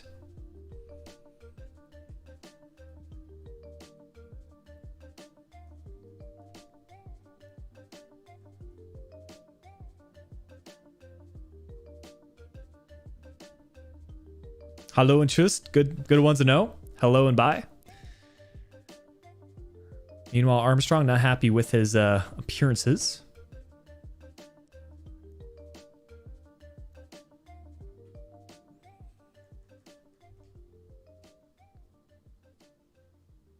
I mean, a pretty decent month if we can see it out with a win.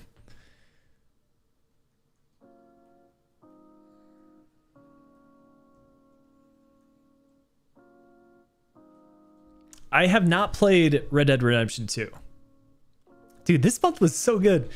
We got, I think, what, 1 draw against Chelsea, who are top of the table? Had some basic German in school for 6 years. Yeah, I think that's the thing. I mean, for me, it's like I learned most of my German just with speaking with family. But I also took it in school and college, so I learned some of the more grammatics and fundamentals.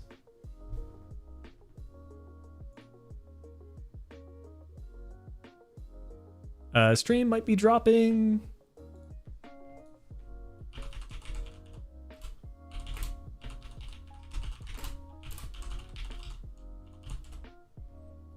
Let's see.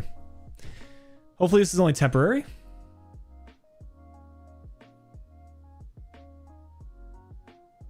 I'm going to give this a second. Seems to be picking things back up. All right. I think we're good again. I don't know why there was some random lag there.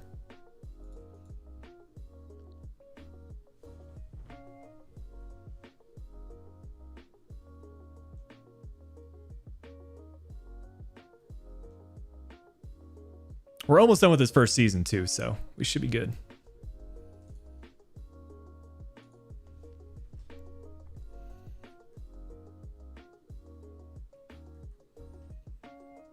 Yeah, it's odd that it wasn't starting for you guys. For me, it was showing it was dropping frames, which typically means there's like some sort of internet issues.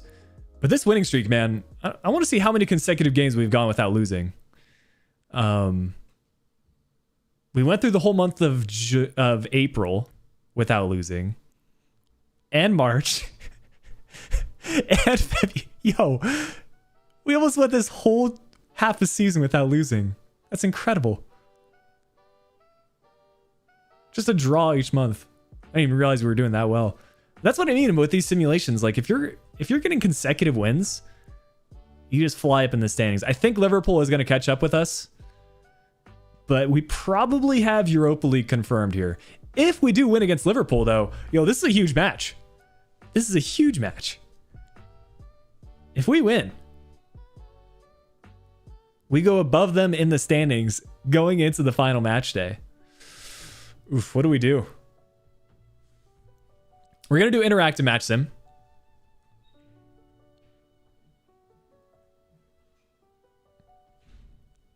And if we win here, man, this is a big one. On one hand, like I don't have super high expectations because it is Liverpool.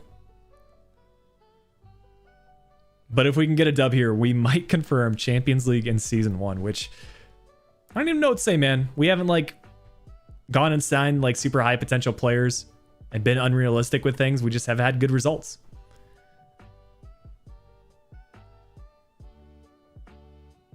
Goal scoring chance just a couple minutes in, saved by Alisson. That's what I want to see. At least we're testing the keeper. Hold our shape defensively. That's Armstrong getting into the box. Unable to get the shot off though.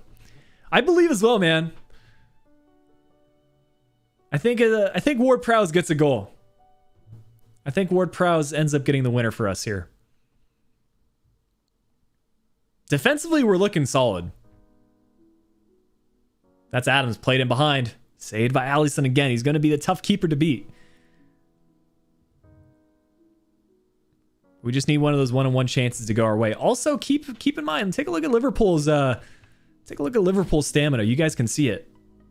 Second half is when we're really going to look for some goals. They're going to get tired. Part of that has to do with their constant pressure play style. But stamina going into the game wasn't great either.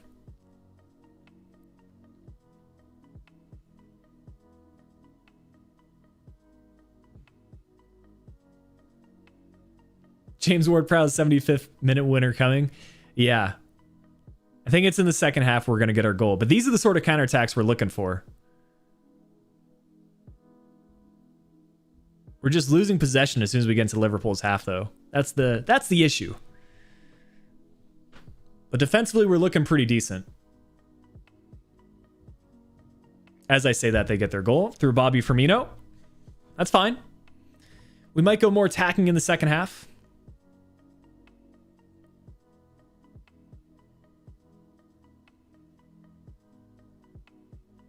Not a bad performance.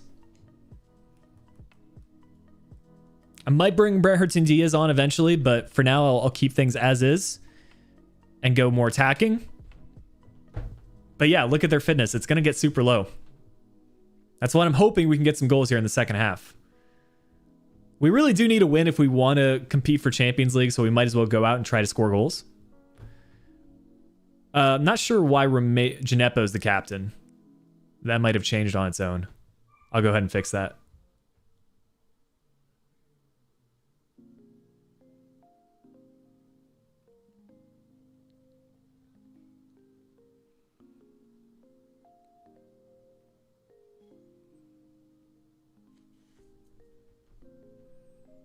We just can't get that counterattack going like we were at the start. And they keep winning those 50-50 balls. That's a goal. Yeah. We'll just jump to result, guys. We make it 2-2. I mean, does that give us a chance? I think Liverpool have enough to still finish top 4. It goes down to the final match day. If Liverpool lose and we win, technically we could still get Champions League, but we have Europa League confirmed. So I think it's been a successful season regardless. Yeah, I don't know why Gineppo was captain. Ward-Prowse is supposed to be.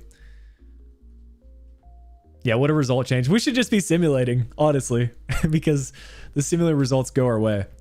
So we'll see how this final match day goes. Maybe we'll see another surprise. I don't know who Liverpool is going to play. We'll take a look at the standings and see. But I mean, Europa League first season, we'll take it. Let's see.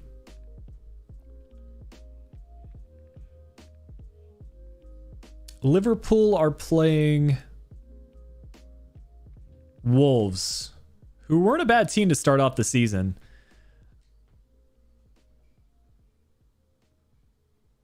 FA Cup was won by Manchester City. I hope they are top 4. Yes, they are. So we do indeed get Europa League at the least. So we'll see what this final match is looking like. I don't think we need to rotate the team at all. Everyone's looking good.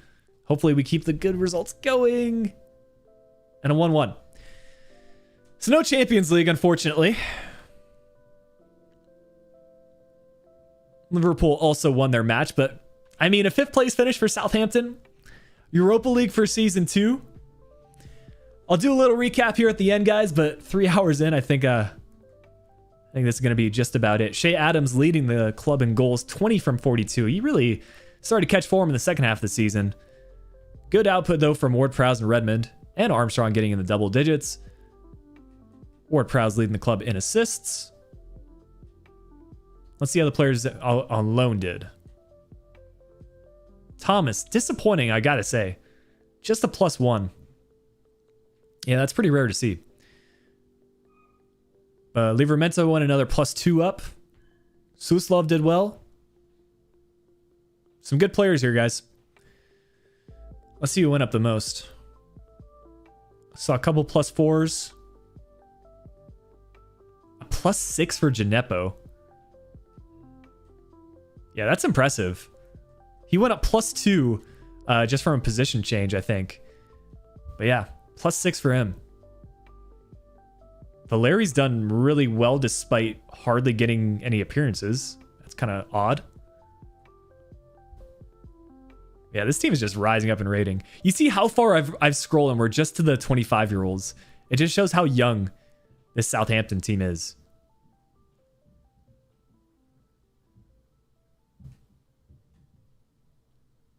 What did you miss? Well, we made Europa League. That's the big thing. Top 5 in season 1, we'll take it. Adams with the 6th most goals in the Prem. Ward-Prowse with the 3rd most assists. And Johnson a pretty good second half of the season. We should see our manager rating rise come season's end, but yeah, I think we're going to call it there, guys. Here's going to be the squad going into next year. I assume we're going to have anywhere between 30 to 40 million to work with, so I guess I'll catch you with the next stream as far as upgrades go. I don't know. I mean, pretty well-balanced squad if I'm being honest. I guess we'll think about that when the time comes. But yeah, we're going to call it there, guys. Appreciate you for the 3-hour stream today. It was a lot of fun. We'll have to do these realistic rebuilds more often. But I want to shout out some of you guys in the chat already. We got Irfan, Jaden, Reese, Theo, Zona. We had Carlos. Appreciate y'all stopping in. Yeah, have a good weekend. Next stream, I'm hoping for Monday. That is assuming I can get a Hamburg episode out on time for Sunday. But yeah, I would just, if you're on Discord, join Discord. That's probably where I post most of my updates. But I'll try to be a bit more active on Twitter and stuff like that. But yeah, I'm going to call it there, guys. It's been a fun one. And yeah, next stream will be again with Southampton Season 2 in Europa League. Until then, catch y'all later.